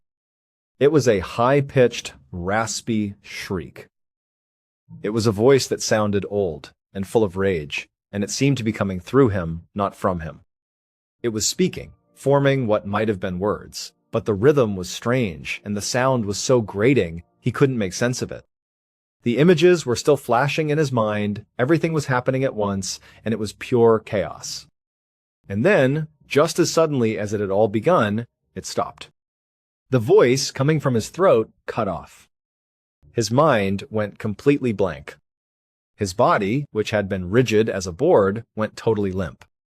He slumped forward and slowly, very slowly, came back to himself. He found himself lying on the floor, his head on the carpet, feeling completely disoriented and weak. For a moment, he had no idea where he was or what had just happened. Then, his eyes focused. He saw the circle of candles, the incense smoke still lingering in the air. He remembered. He was in the apartment. He was doing a seance. But something had gone horribly wrong. His body ached all over, and his throat felt raw and scraped, like he'd been screaming for hours. What on earth just happened? As Jose slowly pushed himself up into a sitting position, trying to make sense of it all, his first rational thought was that he must have had some kind of seizure. A stroke, maybe. Whatever it was a medical emergency, and he probably needed to get to a hospital. But as he looked around the dimly lit room, taking in his surroundings, he noticed three things that were very, very wrong. First, the front door of the apartment, which the mother had so carefully bolted shut, was now standing wide open, letting in the faint light from the hallway. Second, Ivan's mother was cowering in the corner of the room, staring at him with an expression of pure, unadulterated horror. She was looking at him as if he were a monster. And third, her son Ivan was gone. Jose's head was spinning, but he managed to speak. His voice was hoarse. He asked Ivan's mom, "What happened? Where's Ivan?" The story she told him in a panicked, trembling voice completely contradicted everything Jose thought he believed about the world, about science, and about ghosts. According to her, in the middle of the seance, Jose's body had suddenly gone stiff. His eyes had rolled back in his head until only the whites were showing. Then he had straightened up, his posture unnaturally rigid, and he had turned his head and looked directly at Ivan, even though his eyes were closed. And then he began to speak. But it wasn't his voice. She said it was a shrill, raspy voice, the voice of an old woman, filled with an unearthly rage. She was convinced it was the ghost that had been haunting her son, that it had taken possession of Jose's body. And this ghost, speaking through Jose, had said something to Ivan. Something so terrifying that Ivan had let out a scream, scrambled to his feet, and sprinted out of the apartment without a second's hesitation.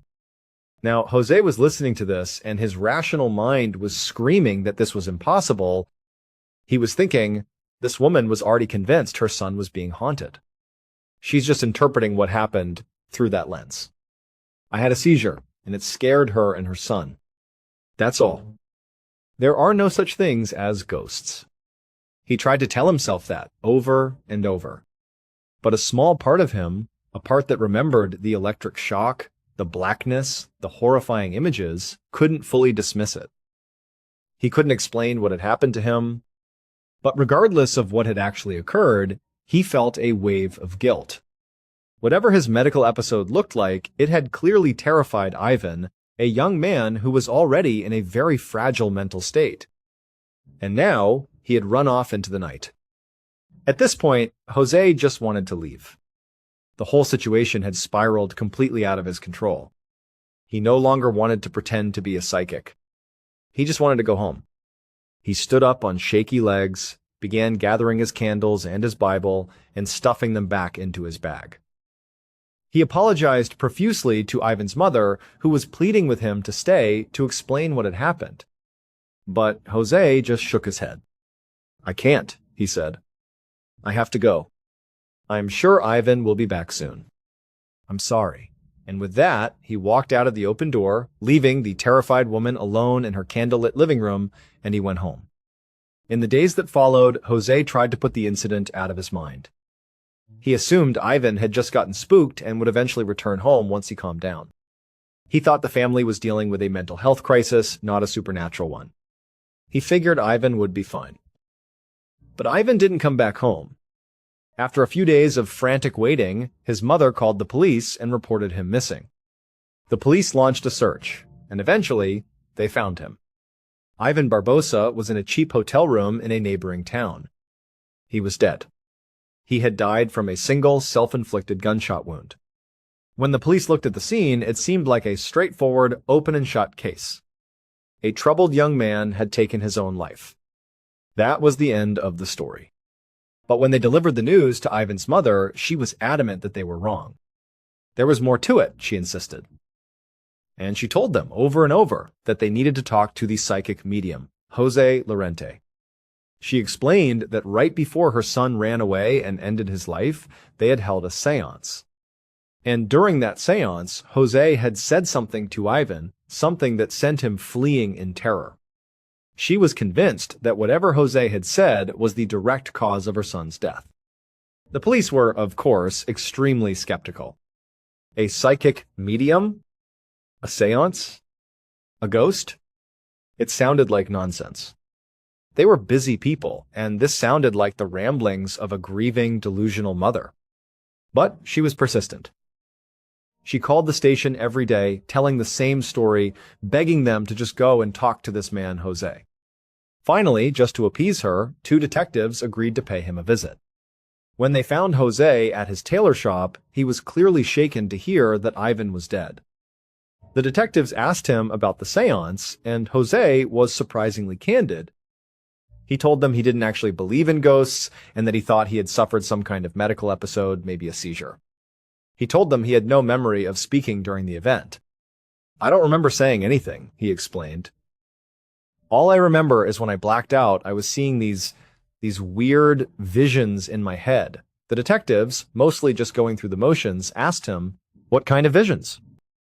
Jose paused, trying to recall the chaotic images.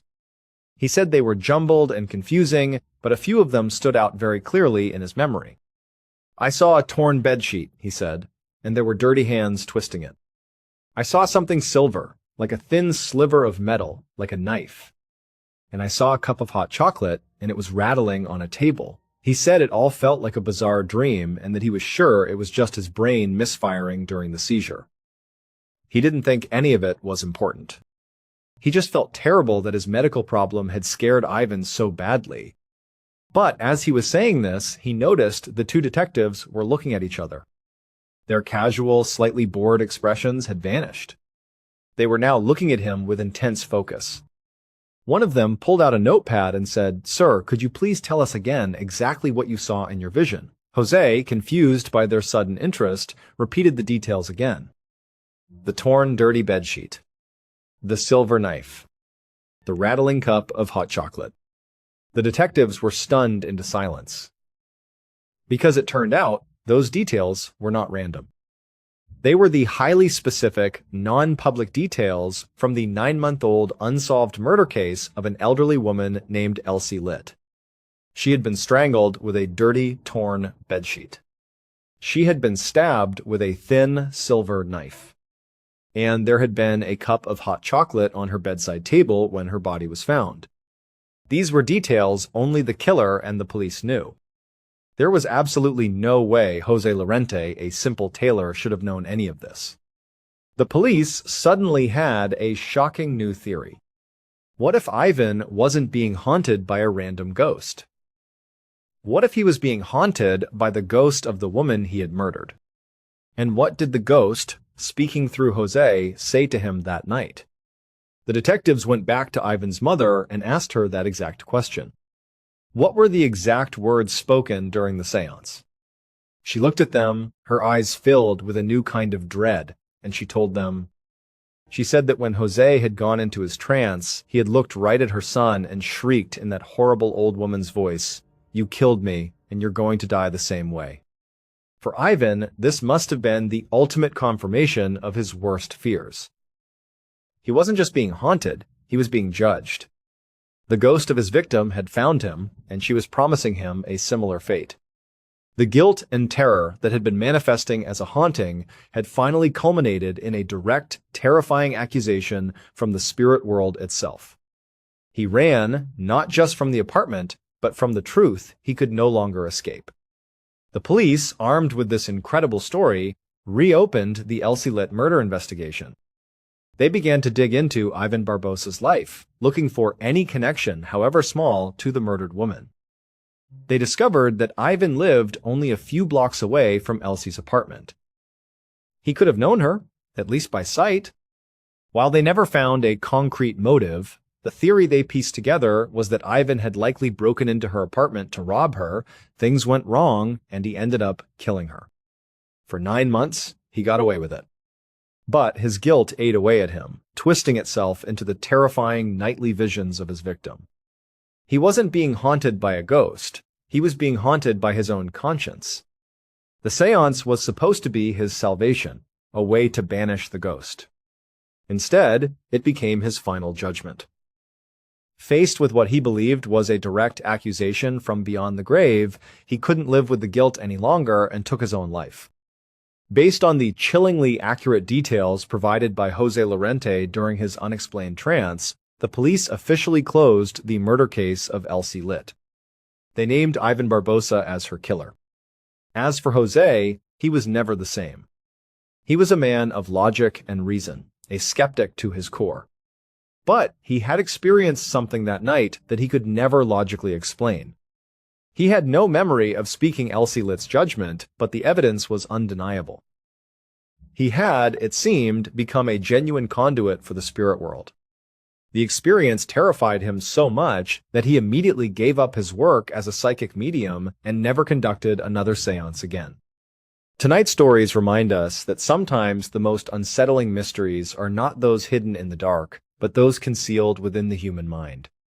Whether it is guilt, fear, coincidence, or something much more inexplicable, each of these cases leaves behind questions that haunt people for decades afterward.